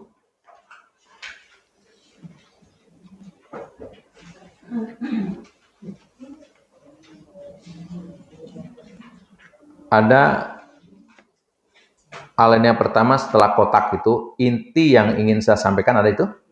Inti yang saya ingin sampaikan di sini adalah ketika langkah kita dihantam oleh badai ujian, segera yang perlu kita rebut adalah kontrol diri. Ada ungkapan bijak yang mengingatkan kita memang tidak dapat mengendalikan arah angin, tapi kita dapat mengatur layar dan mengarahkan perahu kita. Jadi kalau ibu mau keluar dari pecundang, pertama angkat. Saya di sini dikatakan merebut kontrol diri. Diri saya yang kontrol siapa? Saya. Remote kontrolnya jangan dikasih ke orang lain. Saya mau kontrol channel mana, channel sabar, channel syukur, channel apa dalam diri kita. Jangan dipengaruhi orang-orang lain. Tapi ada orang marah-marah ke saya, Pak. Kerjanya dia marah-marah. Ya suka-suka dia, marah-marah dia. Kenapa ibu jadi terpengaruh? Kalau dia marah bisa dong. Alhamdulillah dimarah orang padahal saya nggak salah. Berarti doa saya dikabul dong. Tadi malam kan saya minta sama Allah dikasih jalan keluar, dikasih rezeki. Terus sekarang saya dimarah-marah. Oh berarti pilihan saya adalah memaafkan, menahan marah juga. Karena memaafkan dan menahan marah termasuk orang yang bertakwa. Sementara balasan orang bertakwa dikasih jalan keluar, dikasih rezeki yang tidak disangka-sangka. Keren. Marah terus Pak, saya maafkan Pak, insya Allah Pak. Marah terus Pak, saya akan nahan marah saya. Kenapa? Berarti hajat saya bakal dikabul. Sekarang dengan memindahkan channel, ibu bahagia apa menderita? Kan ada orang marah-marah, ya. Terus ibu sadar, saya punya kontrol diri. Ini milihnya mau channel marah kembali, boleh nggak? Boleh. Channel saya akan nahan marah dan sabar, memaafkan, boleh nggak? Boleh. Ketika ibu geser channelnya, yang nggak berisik gitu kan, saya akan memaafkan. Kenapa saya memaafkan? Oh, saya termasuk orang bertakwa. Kalau bertakwa, saya akan dapat rezeki yang tidak disangka-sangka. Akan dimudahkan segala urusan. Akan banyak sekali. Sekarang saya tanya, begitu ibu mengubah channel, pilihan-pilihan yang baik, hati ibu tenang apa gelisah? Bahagia apa menderita? Keren banget. Praktekkan nanti sampai di rumah. Suami marah-marah. Yes, suami marah-marah. Berarti, gitu kan? Iya dong. Lah, gitu. Kapan saja. Dan ini perlu latihan. Lah, sekarang kita baca Quran di mana manfaatnya? Ya. Coba satu ayat aja di surat 3134. Dari awal kan cerita tentang orang bertakwa. Siapa orang bertakwa? Kalau di pesantren kan ya. Alladzina yunfiquna fis-sarra'i wad-dharra'i wal kadhiminal ghaidha wal 'afina 'anil nas. Wallahu yuhibbul muhsinin. Betul nggak? Surat 3134. Siapa orang bertakwa? Orang yang mau berinfak dalam keadaan lapang dan sempit, mau menahan marah, memaafkan kesalahan orang lain. Pertanyaannya, kapan ibu akan menahan marah kalau nggak ada orang yang bikin ibu marah? Saya lagi nahan marah. Nah, kenapa ditahan marahnya? Ibu nahan marah kan ada reaksi yang membuat ibu harus marah kan? Yang mengaruhi kan juga ibu sendiri kok. Saya harus marah. Kalau saya sih ogah harus marah. Urusan yang nggak jelas kecuali karena agama kita dihina, baru cuma kita yang dihina, memang pantas dihina kok, akui aja lah gitu ya. Dah tahan marah, memaafkan, peluang. Oh ibu malah berdoa, ya Allah takdirkan, ya Allah saya butuh uang untuk menguliakan anak saya begini-begini. Dikirim malaikat, motor ibu disenggol orang, ngamuk-ngamuk, kata malaikat, ambil lagi bantuannya, kan gitu. Lah ya kan udah deket itu, kalau ibu nahan marah, memaafkan, langsung dikasih tiketnya kan. Insya Allah segera ada jalan. Kan janji Allah begitu kan. Ya, marah-marah ibu disenggol doang, malah nggak rusak juga. Kata malaikat, ya sudah kalau nggak mau teruskan penderitaanmu ya. Gitu. Terus berdoa lagi gitu. Terus mau dikasih lagi, ngambek lagi, tarik lagi, gitu ya. Segitu. Jadi ngaji itu kan aplikasi. Namanya membumikan. Jadi bukan tekstual. Kita baru sebatas tekstual, dalilnya hafal. Begitu digoda sedikit. Karena apa? Dia tidak menyadari bahwa dia ada wilayah dalam kendali kita dan wilayah di luar kendali kita. Diresap-resap dulu deh. Di pecundang, sudah tahu ya? Jadi awal kekalahan pecundang, dia tidak menyadari dalam hidup ini ada dua wilayah atau dua lingkar. Dalam wilayah kendali kita dan wilayah di luar kendali kita. Coba sebut satu yang di dalam kendali kita apa? Yang dalam kendali kita apa? Emosi. Ya gambarnya gini lah, pikiran kita, hati kita, ucapan kita, tindakan kita, itu dalam wilayah kendali kita. Ibu mau ngomong alhamdulillah juga mulut-mulut ibu, mau kurang ajar loh juga mulut-mulut ibu, karena dalam kendali kita. Oke? Yang di luar kendali kita, yang semua di luar wilayah kita. Suami marah kepada kita dalam kendali kita, di luar kendali kita. Di luar. Ibu mau pergi macet, di luar.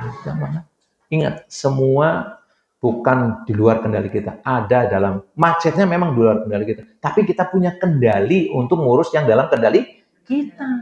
Itu yang diurusi, bukan yang di sana. Lagi banyak kebutuhan, gitu kan. Banjir lagi. Banjir di luar kendali kita. Apa yang dalamnya? Sikap kita, perasaan kita, tadi mengubah channel kita, gitu kan, mengubah fokus kita. Ini latihannya. Oke. Kalau ibu sudah begini, berarti ibu ngambil kendali. Saya tanggung jawab pada diri saya. Bukan diserahkan ke orang lain. Derita suami sih kerjanya begini. Ya nggak ada urusannya. Suami di luar kendali kita. Gitu. Ya ibu pastikan saya tanggung jawab pada diri saya. Oke.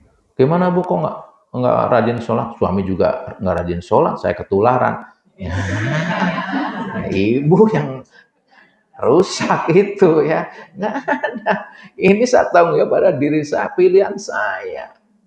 Memang kalau ibu masuk neraka terus komplain gitu, suami saya gitu, nah ibu kan ada pengajian, kenapa nggak datang gitu. Oke. Kira-kira untuk sampai tahap itu kita harus kajian berapa kali Ustaz? Wah, tergantung keseriusan lah ya gitu ya. Karena ini ngaji nggak dibatasi. Sekarang langsung pinter juga kalau latihan ya bisa. Tapi ibarat jurusnya masih terbatas. Kan itu belum belajar bagaimana menahan marah, bagaimana sabar. Itu ada rumus-rumus tersendiri toh? Iya.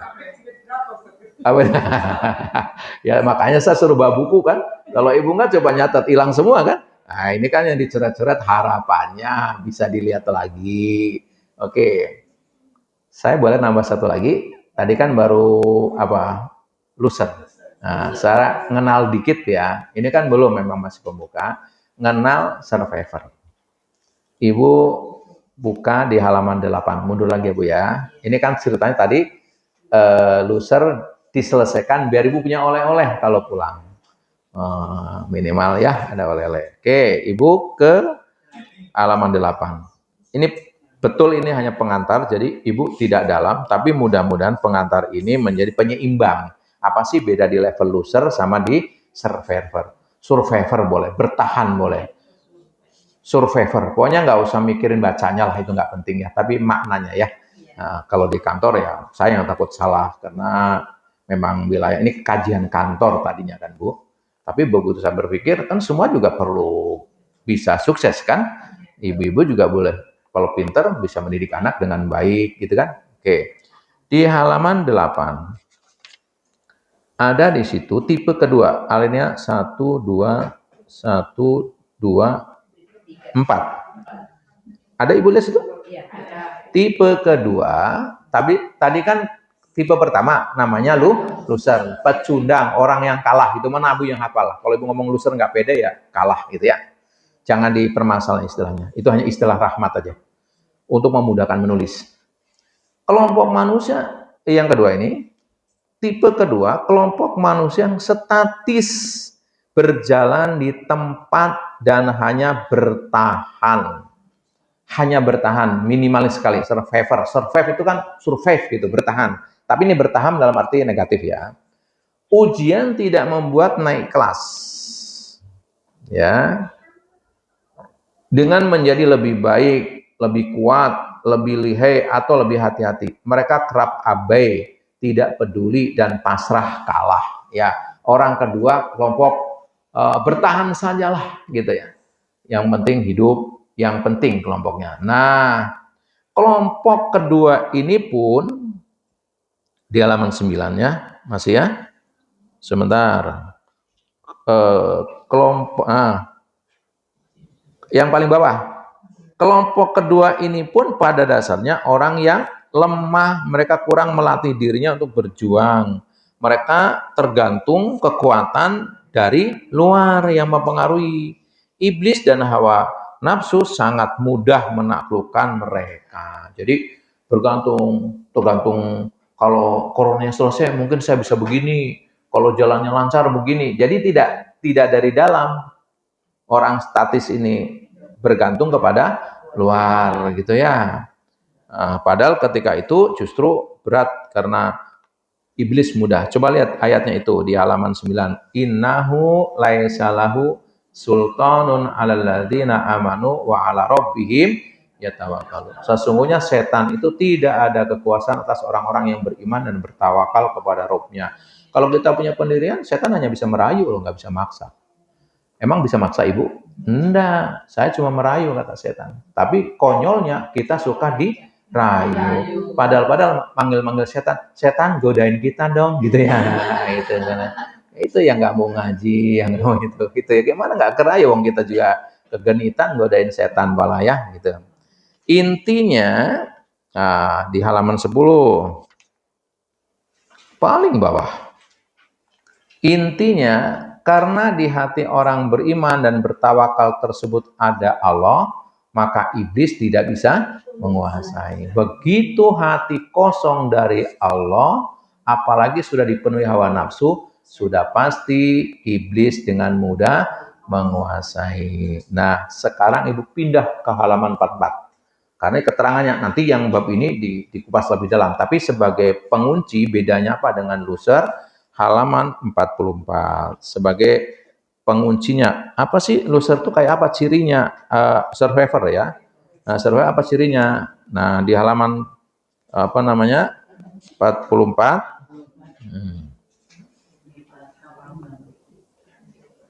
Hal ini kedua dari bawah. Dari bawah 44 naik. Para survivor memiliki target hidup yang sangat minimalis.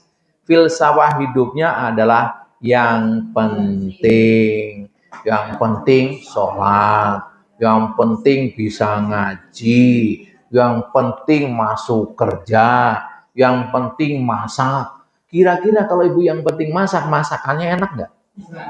Itulah survivor, bertahan yang penting. Kalau ibu ngaji, yang penting ngaji, kira-kira ngajinya berkualitas nggak? Enggak. Sama Pak Rahmat jangan coba-coba. Masuk ke yang Al-Mutakin tuh. Kita ada layar, ada buku, gitu kan? Kenapa? Biar nggak yang penting ngaji. Apa dampak ibu yang penting ngaji? Ngaji 10 tahun nggak berubah. Ya, sebelum ngaji suka marah-marah, udah ngaji 10 tahun tetap marah-marah. Terus ngajak orang ngaji, boyo ngaji di rumah dakwah, di rumah Umi Ulan misalkan, ngajak ngaji, kamu aja ngaji, nggak berubah. Dulu cerewet, udah ngaji masih cerewet. Ngajak saya, terus apaan ini? Nah, itu karena apa? Filosofinya yang penting. Nah, jadi jangan sering-sering ngomong yang penting deh, yang cukupnya aja. Sholat bu, tepat waktu sholat bu, yang khusyuk. Yang penting sholat. Nah, kalau yang penting sholat, sholatnya kualitas nggak? Enggak. Yang penting bekerja, kira-kira bekerja kualitas nggak? Enggak. Yang penting baca Quran. Kira-kira bacaan Quran orang begini berkualitas nggak? Enggak. Itu yang disebut hanya bertahan ya. Ya, jadi harusnya kan gini. Ujian harus bisa membuat dia naik kelas. Bisa mengubah musibah menjadi rahmat. Semakin diuji makin dekat dengan Allah, semakin dewasa. Makanya di buku yang ke-9, pernikahan bukan sekedar menua bersama, tapi bagaimana ke surga bersama. Karena tua adalah sebuah kepastian, tapi nggak setiap orang tua pasti dewasa. Dewasa adalah pilihan. Masuk surga adalah pilihan. Itu. Jadi bukan keluar dari zona, harus keluar dari zona yang penting. Hati-hati Bu. Bu kok terlambat? Yang penting ngaji. Ya, ciri-ciri nih. Tapi yang tadi saya enggak yang tadi karena ada urusan. Bukan. Ini misal. Yang Umi yang tadi kan tetap dikasih hadiah buku karena dia berjuang. Ibu kan nggak tahu kesibukan Umi tadi. Banyak sekali. Alhamdulillah dia bisa ngaji ya karena apa? Banyak rintangan tapi bisa dilewati. Macet lah apa gitu ya. Ibu nggak tahu ya. Itu cara berpikir. Saya berpikir itu apa? Pilihan saya. Jangan ngaji telat mulu. Enggak. Kasihan ibu ini ya. Masih repot aja masih ngaji gitu. Ini pilihan saya. Betul nggak? Iya, jadi pilihan ibu jangan suka stempel lah, kurang bagus ya. Oke. Besok kalau Pak Rahmat ngaji hati-hati ya. Bakal kena goda gitu ya. Oke. Nah, tapi jangan dikupas sekarang. Ibu, saya kasih tahu rentetan para pelenggu yang membelenggu para pecundang. Banyak sekali yang contoh, Ibu buka halaman 51.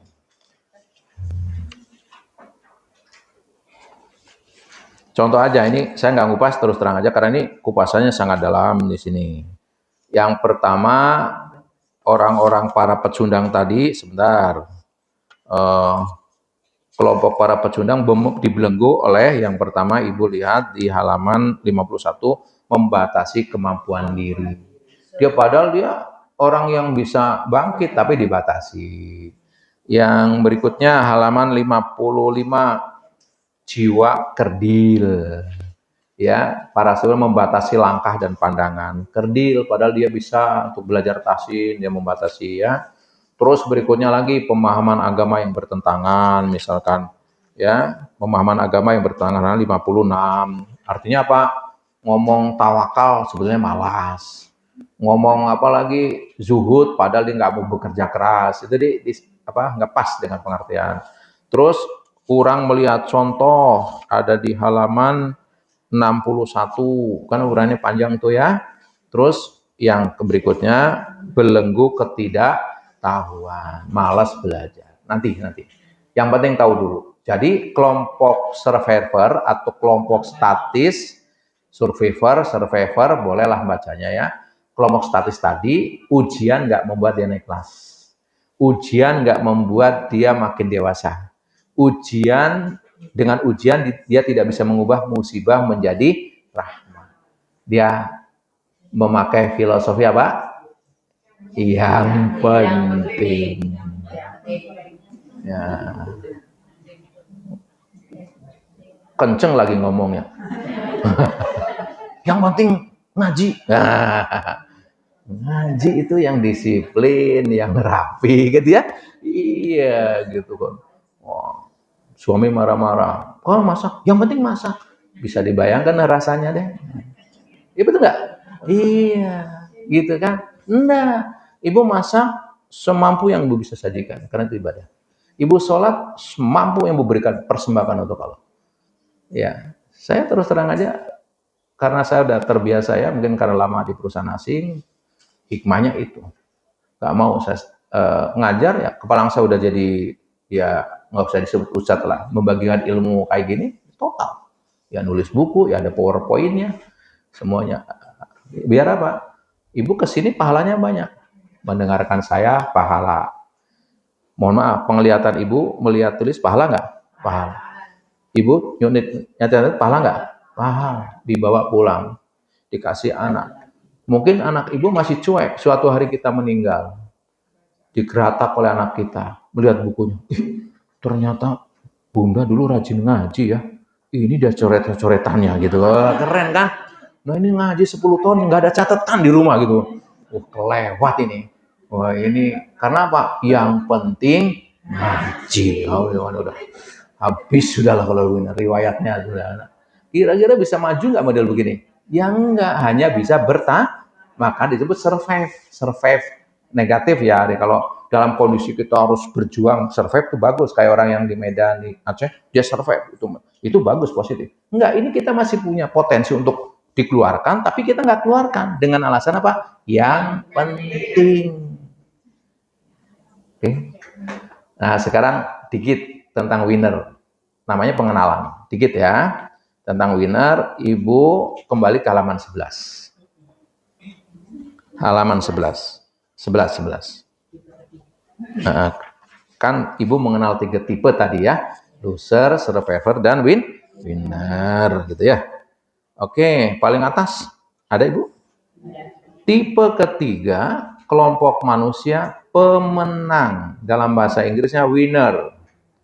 Inilah yang diperintahkan agama kepada kita. Kita harus berjuang menjadi pemenang atau faizun. Ya, pendeknya, orang yang menang dalam menghadapi ujian adalah orang yang naik kelas atau naik derajat hidupnya baik secara ukuran dunia maupun akhirat. Jadi ujian membuat dia naik kelas. Dengan ujian sakit makin dekat kepada Allah. Ujian apalagi bangkrut makin kreatif, makin tahan mental, gitu ya. Oke, Ibu lihat hadis yang di bawah. Ada alinea ketiga. Rasul SAW menyebut para pemenang dengan istilah ajaban. Artinya apa? Keren, menakjubkan, wow, dahsyat, atau luar biasa. Luar biasa, itu kan sebenarnya itu. Itu artinya ajaban, ajib gitu kalau di Arab kan. Ya, ajib gitu ya. Kenapa disebut demikian? Mereka sanggup membuktikan kemampuannya dalam memilih cara yang positif dalam menghadapi ujian. Baik ujian yang enak seperti kekuasaan maupun ujian yang tidak enak seperti rugi, gagal, dan sebagainya. Pilihan apa yang mereka lakukan ketika menghadapi ujian? Rasul ngasih resep. Ajaban li amril mu'min. Inna amrohu kulahu khair walaysa dzaka li ahadin illa lil mu'min in asobatu sarra'u syakara fakana lahu wa in asobat darra'u sobaro fakana lahu. Riwayat Muslim ya. Sungguh keren mukmin itu. Sungguh ajaib orang mukmin itu. Apa saja yang terjadi itulah yang terbaik untuknya. Semua itu hanya ada pada diri seorang mukmin. Jika ia mendapatkan kegembiraan, ia bersyukur dan itu yang terbaik untuknya. Dan jika ia mendapatkan kesedihan, ia bersabar dan itu yang terbaik untuk dirinya. Jadi apapun hebat. Ya, apapun yang menimpa dirinya keren, ya itu mukmin itu. Kenapa? Kalau di ujian satu kesenangan, syukur. Syukurnya yang mendapat timbangannya jadi berat. Oke? Ada kan orang dapat anugerah dia sombong. Nah, kalau sombong nambah kebaikan apa keburukan? Keburukan. Kalau diuji orang mukmin sabar, sabarnya itu yang membuat timbangannya naik. Tapi ada juga kan diuji keluh kesah. Paling apes kalau lagi kaya sombong, kalau miskin keluh kesah. Sudah ada loser itu. Oke? Nah, saya nambah dikit ya. Dikit lagi yang ini biar ada bayangan. Maksudnya nanti kalau suatu hari, kan saya nggak tahu ketemu lagi apa enggak. Kalau enggak, Ibu udah terbayang menjadi loser ya. Oke. Saya akan kasih bayangan begini. Bahwasanya ini di buku Ibu karena saya rangkum, dengarkan aja ya, bahwa seorang pemenang mengimani 3 kebenaran yang ada. Ini terlalu panjang saya bukanya. Dengarkan aja. Pemenang itu mengimani 3 kebenaran. 1, mengimani ujian sebuah keniscayaan. Ujian sebagai apa? Keniscayaan. Artinya pasti datang ujian. Ya, yang kedua, mengimani ya, iman yang kuat bisa mengubah musibah menjadi rahmat. Jadi hanya iman yang kuat. Yang ketiga, imani kita punya potensi luar biasa, maka kita akan unggul. Saya ulang lagi, pemenang itu mengimani 3 hal. 1, ujian adalah sebuah keniscayaan. Jadi imani betul. Jadi nggak usah kaget terhadap ujian. Karena ujian sebuah keniscayaan. Nah, yang kedua imani. Iman yang kuat bisa mengubah musibah, ujian menjadi rahmah. Imani berarti ujiannya nggak apa-apa datang, tapi setelah datang diubah menjadi rahmat. Yang ketiga, jangan kaget, jangan takut. Setiap kita punya potensi untuk menjadi pemenang. Dikasih otak, nanti terangin otak kayak apa, sampai sederhana. Dikasih hati, potensi hati kayak apa, dikasih fisik, itu semua. Baik, cukup ya. Oh, dikit lah. Tanya jawab, tanya jawab. Oke, siapa mau tanya? Begini, kalau suruh tanya, nggak nanya ada dua. Terlalu paham apa tidak paham sama sekali. Kalau terlalu paham berarti nggak perlu nanya. Kalau nggak paham sekali juga nggak tahu tanyanya bagaimana. Nah, saya memilih di hati saya, ibu sudah paham luar biasa sehingga tidak perlu bertanya. Oh, ada ya, baru dipancing baru ada. Oke, silakan Bunda.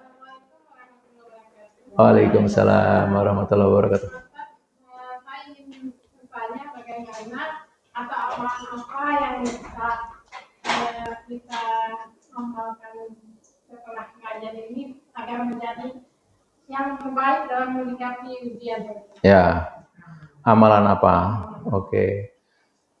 Kalau ditanya amalan, berarti amalannya 3.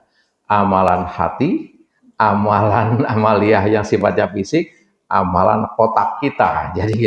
Jadi 3-nya dilatih, otaknya selalu berpikir positif. Ya, itu. Selalu berpikir positif atau husnudon. Hatinya diisi 2, syukur dan sabar. Tindakan yang penuh tanggung jawab, tidak malas. Gitu ya. Jadi bukan amalan baca surat apa, tapi 3 nanti baru diuraikan. Jadi amalan pikiran akal kita diprogram selalu berpikir positif. Hatinya hati yang sabar dan syukur. Kalau dikasih anugerah, nikmat latihan. Nanti bagaimana latihan syukur? Ibu sering kupas, tapi dimotivasi beda. Satu pertemuan ngomong syukur nggak cukup. Karena prakteknya bagaimana cara bersyukur. Gitu. Terus kenapa orang gagal bersyukur? Diurai itu. Ini yang kemudian saya harus menulis buku karena saya merasa mungkin ibarat menu dengan menu yang berbeda lah, gitu ya. Nah, kita kalau soal kajian Quran hadisnya kan ibu udah ada materi sendiri, mungkin karena hadisnya tafsir silahkan. Di sini membumikan saja yang harian-harian yang ringan-ringan ini, gitu ya Bu ya. Nah, kalau tanya terus bagaimana bisa latihan sabar dan syukur? Ada namanya paket syukur dari mulai bangun tidur sampai tidur lagi. Rubah fokus ibu untuk syukur itu kepada nikmat. Nikmat, masih sehat, panjang umur. Fokusnya di situ terus. Nah, setiap bangun tidur senyum. Senyum. Alhamdulillah dikasih hidup lagi. Terus ibu rasakan betul bisa bernapas. Alhamdulillah nggak sesak nafas. Kalau sesak nafas harus bantu oksigen. Terus ibu tradisi yang kalau kayak saya biasa minum air hangat, itu lambungnya bagus. Bismillah duduk minum air hangat. Alhamdulillah tenggorokannya nggak sari awan, bisa minum. Yang diminum ada. Ibu jalan rasakan tapakan kakinya. Alhamdulillah bisa melangkah, nggak kena asam urat, nggak kena apa lagi saraf kejepit. Masuk ke kamar mandi kaki kiri, sebelumnya berdoa. Begitu di sana buang aja. Alhamdulillah bisa keluar. Kalau enggak coba masuk rumah sakit. Keluar kufronaka. Kenapa hubungannya? Tadi buang hajat aja nggak dikeluarkan ibu sakit. Bagaimana sekarang hati saya? Maka dibersihkan juga biar hatinya nggak sakit dengan istighfar.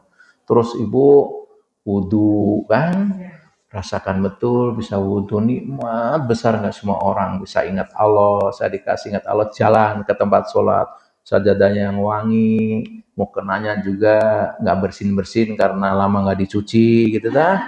Terus Allah, saya bentuk syukur kepadamu ya Allah, saya akan matur kepadamu. Saya sholat untuk syukur dan mohon ampun. Keren. Ya, itu latihan syukur. Nanti latihan sabar lain, latihan ridho. Jadi kalau nanya amalan, ya panjang. Berarti kalau mau amalan, ikuti terus buku ini. Begitu jawabannya. Tapi cukup ya, dilatih 3 tadi ya. Selalu berpikir positif, kelola hati dengan syukur dan sabar, ridho dan sebagainya. Tindakannya yang sportif tadi. Jangan mau ketemu Allah kayak lemas banget, malas-malas. Enggak dong, mau ketemu yang dicintai. Gitu. Kerja gitu. Ini goreng tahu gini, cung. Habis ini ngapain? Gitu. Ini tiap hari gini aja. Habis waktunya. Itu nggak syukur namanya. Dikasih tangan kan banyak untuk baca Quran, baca apa. Ini tadi masukin keranjang. Habis. Oke, ada yang lain? Ya, Mi. Saya senang sekali nih bisa bergabung dengan baru pertama kali? Selamat dengan saya. Saya juga baru pertama, Bu. Jadi ini kita sama-sama baru bergabung. Oke, gimana, Bu? Nanti dari materi yang diberikan itu memang sangat berat ya dalam kehidupan sehari-hari. Iya, Bu. Jadi saya tertarik banget tadi dengan buku satu lagi, Pak. Tidak hanya menua bersama, tapi kita sudah bersama. Oh, tunggu waktunya. Oke, terus. Alhamdulillah ya kita bisa berkumpul di sini, bisa mendapatkan materi dan untuk kita bisa, mudah-mudahan kita bisa mengamalkan. Amin. Bagaimana kita bisa mempengaruhi terutama untuk keluarga kita. Ya. Karena untuk menyampaikan itu pun tidak semudah seperti Bapak menyampaikan pada kami. Oh gitu ya. Baik. Memang pernah juga gitu ketika mengingatkan anak gitu Pak, yang penting sholat, hal-hal ini kadang-kadang kami kesulitan gitu. Ya. Baik. Bagus sekali pertanyaannya. Jadi gimana untuk mempengaruhi orang lain? Ibu tahu pohon? Pohon itu kan yang membuat itu berdiri kokoh ada apanya? Oke. Bayangkan kalau ibu rindang pohonnya, batangnya besar, tidak ada akar, kalau ada angin apa? Roboh. Nah, saya kasih tahu rumusnya. Ini di buku lain. Kalau ibu ingin menjadi orang yang dalam bahasa kami persuatrik namanya, mempengaruhi orang tidak terasa. Mohon maaf, ibu hari ini terpengaruh saya enggak? Dipengaruhi saya terpengaruh enggak? Terpengaruh enggak? Jujur? Terpengaruh. Ibu enggak sadar lagi dibuat persuatrik sama saya. Wow gitu. Bayangkan kalau ilmu ini untuk mempengaruhi yang dagang, pelanggan, yang atasan mempengaruhi anak buahnya, yang ibu mempengaruhi anaknya, untuk mempengaruhi suami dan sebagainya. Positif ya, bukan.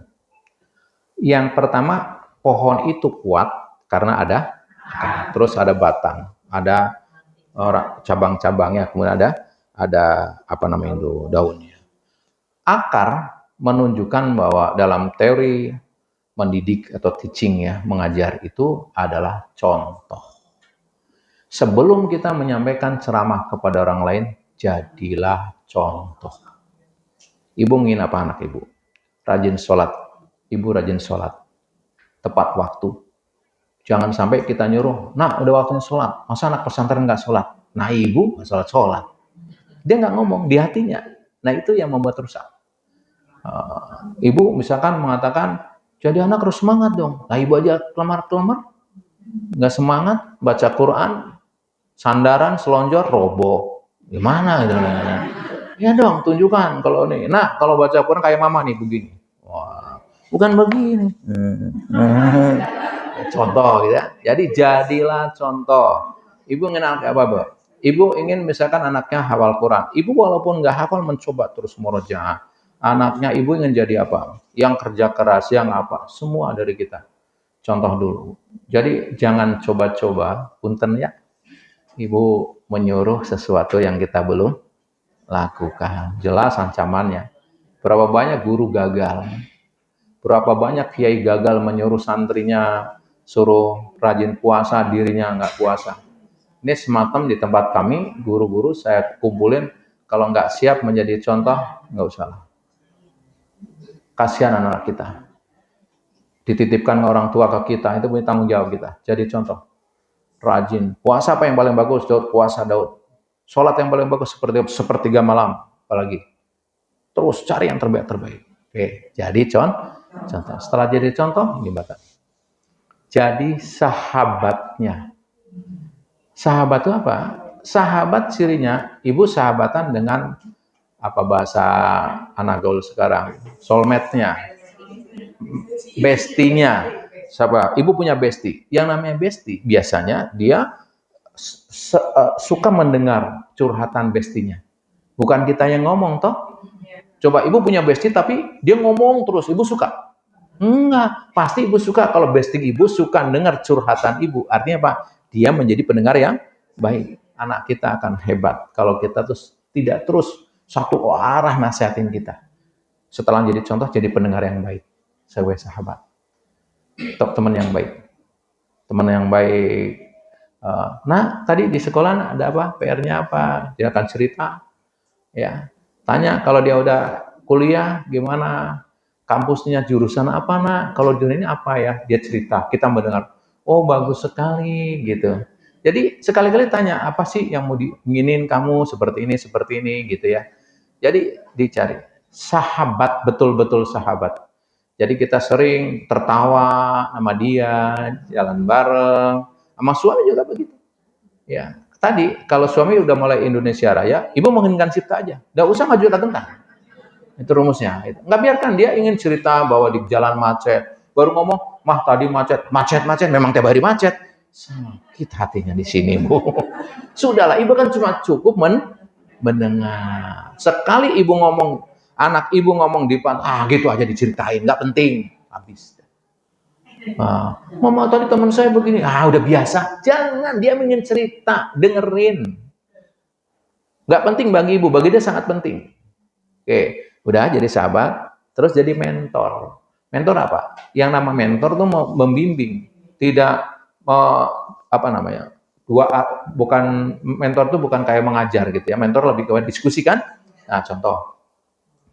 Setiap melakukan keputusan aja diskusi. Misalkan anak kita suka ayam, tapi ibu nggak pernah masak ayam. Tahu-tahu karena diajak temennya dia makan ayam, misalkan di sebuah restoran, dia makan. Pulang disediakan ayam, suruh makan nggak mau, dimarah sama ibu. Kan kamu biasa suka ayam, kenapa sekarang nggak suka ayam? Nah, lupa ibu, karena ibu nggak musyawarah mau masak ayam kesukaan dia sudah makan di luar. Nah, ibu kecewa, sudah dimasak nggak dimakan. Kalau gitu, udah biar aja, mama nggak usah masak. Yang salah siapa? Ngaco lagi. Karena tidak menjadi mentornya. Ibu lama nggak jalan. Anak-anak bikin perjanjian sama temennya. Besok Ahad kita mancing yuk atau apa, rekreasi gitu sama teman-teman. Besok pagi malam Ahadnya ibu bilang, nak besok kita ke puncak nak, nginap di sana. Oh nggak, saya punya janji. Maunya jalan-jalan kemarin. Giran jalan-jalan nggak mau. Ya kan ibu nggak ngomong, nggak musyawarah. Salah lagi. Ibu memang begitu kerjanya, bener aja ya. Gimana nggak ringsek rumah tangga model begini? Kurang berapa hari nih? Ini Senin besok saya mau ke Cirebon, anak saya lagi liburan yang di pesantren. Kasih tahu nak, Sabtu Senin nggak ada acara ya dengan teman ya. Kenapa? Ayah, mama mau ketemu teman di Cirebon, ada acara di sana. Kamu nemenin ya, sambil latihan, bawa mobil, gitu kan? Oh ya, udah dia kosongin, gitu. Nah habis ini, janjian. Nah nanti habis duhur ayah mau ada pengambilan gambar untuk cover buku. Kamu yang bawa ya, jangan gitu. Ada musyawarah dan dilatih. Baru setelah itu teaching, ngajarin. Urutannya jadi contoh, jadi sahabat, jadi mentor, baru teaching, ngajarin.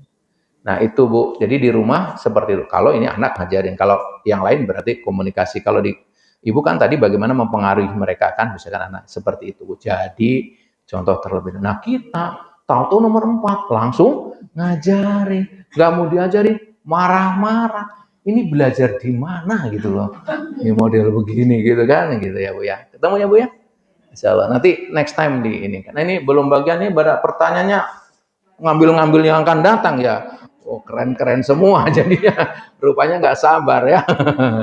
Ini kan cicil sedikit-sedikit. Nah itu namanya persuasif, dipengaruhi, dipancing. Ibu pernah penasaran. Jadi memang trik dagang, nggak usah heran lah ya.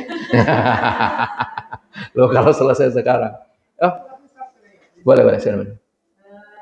Mungkin sekedar ini aja mungkin tentang syariat tadi Ustaz, puasa yang Daud dengan Senin Kamis Ustaz. Iya. Setahu saya Ustaz, Iya. kalau Senin puasa Daud itu Islam dibawa oleh Nabi Daud Ustaz. Iya betul. Sementara kalau Senin Kamis Rasulullah. Iya. Nah, lebih utama mana Ustaz? Ya. Sekarang ini kan kita ngikutin dari sama Rasulullah. Oh ya. Sementara Nabi Daud kan Iya. mungkin lebih contohnya gini Ustaz. Dulu ketika kita zaman SD kita ngikuti ini sekarang zaman Prabowo kita ikut aja.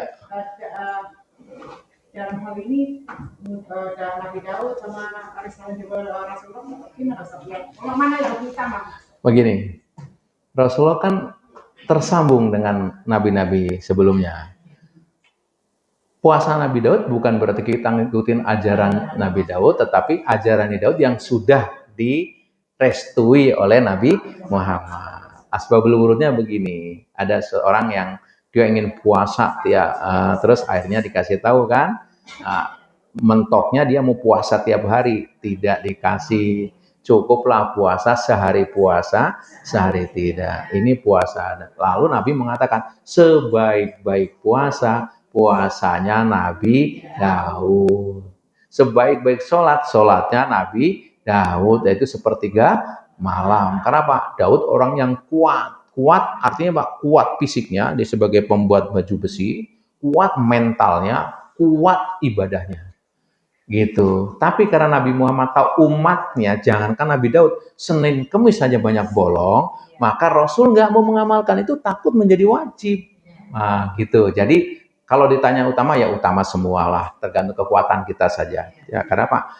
Puasa Nabi Daud juga perintahnya dari Rasul. Jadi kalau kamu mengatakan sebaik-baik puasa, berarti paling baik puasa Nabi Daud. Kalau nggak kuat Nabi Daud, puasa Senin Kemis. Nggak puasa Senin Kemis, ayamul bid. Gitu nih, insya Allah.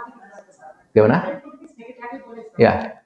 Yang tadi tentang ujian, tentang kita ikhlas ridho itu kadang-kadang kalau kita suasana seperti itu bisa Ustaz. Ya.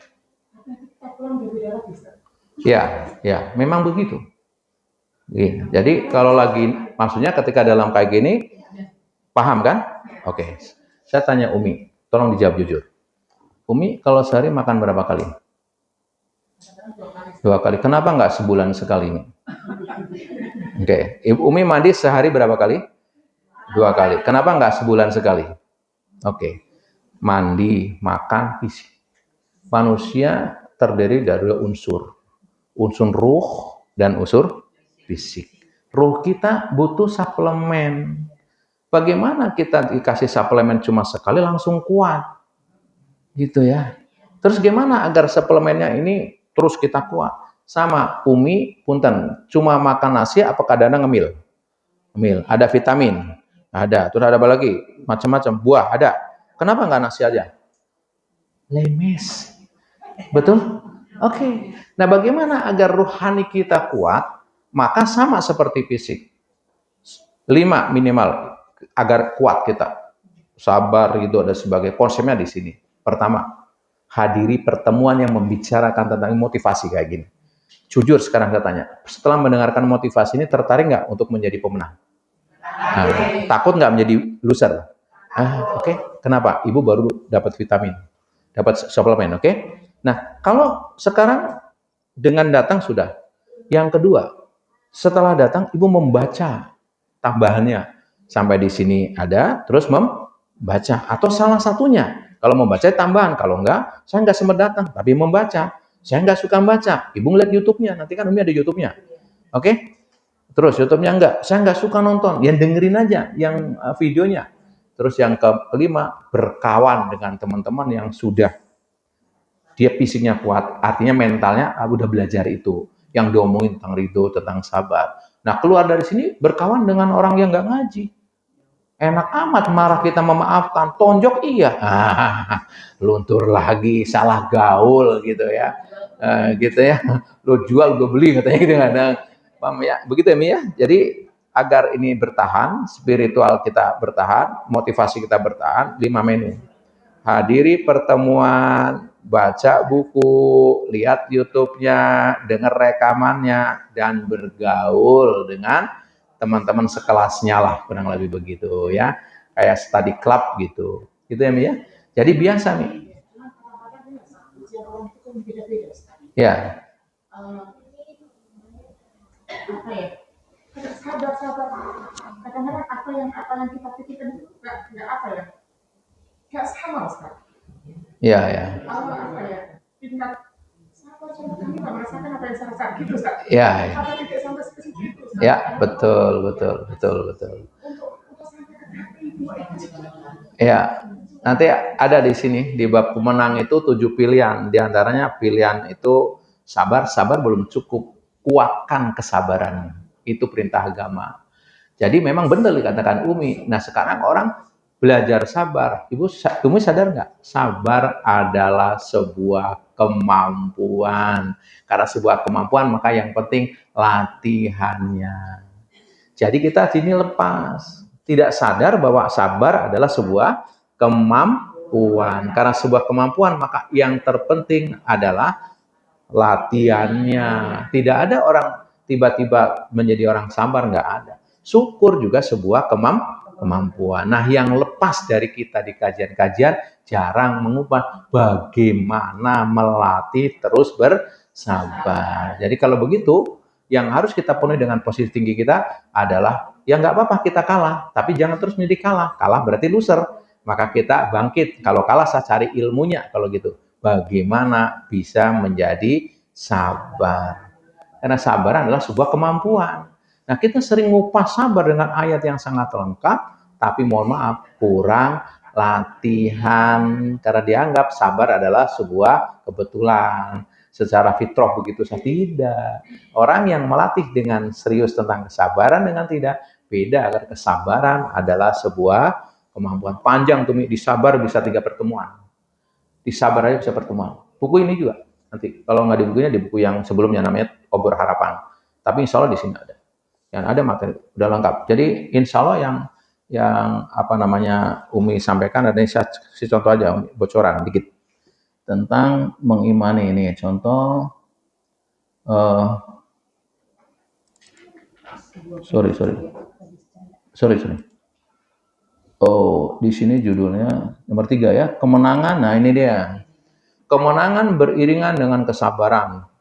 Tipologi manusia bab 7 di halaman 117. Tuh, jadi para pemenang punya pilihan-pilihan. Siap menghadapi realita hidup, ridho, bersabar. Nah, nanti bersabar panjang sekali itu di situ. Kemenangan beriringan dengan kesabaran, dasarnya ini terus sampai sabar dalam menanti kemenangan, sabar dalam melaksanakan ibadah. Nah, ini tentang istri ya. Terus ketiga sabar dalam menghadapi ujian gitu. Nah, ini di sini bab yang panjang ya. Nah, ketika itu ini apa kata Al-Ghazali ini di sini ya. Sabar adalah perjuangan. Jadi lengkap sekali nanti di sini akan kita bicarakan. Nih. Terus dahsyatnya sabar apa saja gitu. Terus nanti ada terakhir yang kita terjebak. Ada sejumlah pemahaman, Umi, yang salah dalam memenuhi dan mempraktekkan konsep sabar sehingga kerap menghalangi usaha seorang meningkatkan kesabaran. Apa diantaranya? Pertama, sabar dipahami milik orang yang lemah. Ini juga keliru. Oke. Terus apa lagi? Ini datangnya sabar adalah faktor keturunan. Ini juga salah. Ya kan? Sabar adalah kemampuan. Kita perlu melatih hati agar terus meningkat kesabaran. Sabar adalah kemampuan. Tidak ada orang begitu lahir langsung pandai bersabar. Sabar tuh ya. Ketiga, sabar ada batasnya. Itu juga salah. Gitu. Nanti itu jadi kupas. Insya Allah. Nih, Umi bisa lihat di surat 3 ayat 200 nih. Ya ayyuhalladzina amanu sabiru wasobiru warobitu. Ya. Bersabarlah kamu dan kuatkanlah kesabaranmu. Nggak cukup sabar, kuatkan. Oke, jadi kesimpulannya hari ini ingin mencuri materi saya yang ke depan. Ada itu ya, itu yang nggak bisa saya penuhi. Jadi semuanya, bayangin aja, Baru bab loser yang ditanya bab winner. Yang satu bab lagi menjadi contoh. Jadi nggak apa-apa, berarti kita mengikuti toh. Nah, saya sedih kalau nggak ada yang nanya. Wah, kalau nggak ada yang nanya, tadi saya nggak mau diundang lagi ke sini. Oh, udah paham berarti kan? Nah, ya. Apa? Modus ya, iya. Ini memang luar biasa. Kalau ketemu orang-orang yang alim ini harus hati-hati ya. Ibu terima kasih karena saya harus ada acara berikutnya, udah tunggu istri saya untuk pengambilan gambar. Jadi saya mohon maaf hari ini kalau lancang ya. Sama sekali jangan dimana saya ngajarin ibu siapa saya. Saya hanya sharing, siapa tahu yang saya bagikan ada manfaat ya.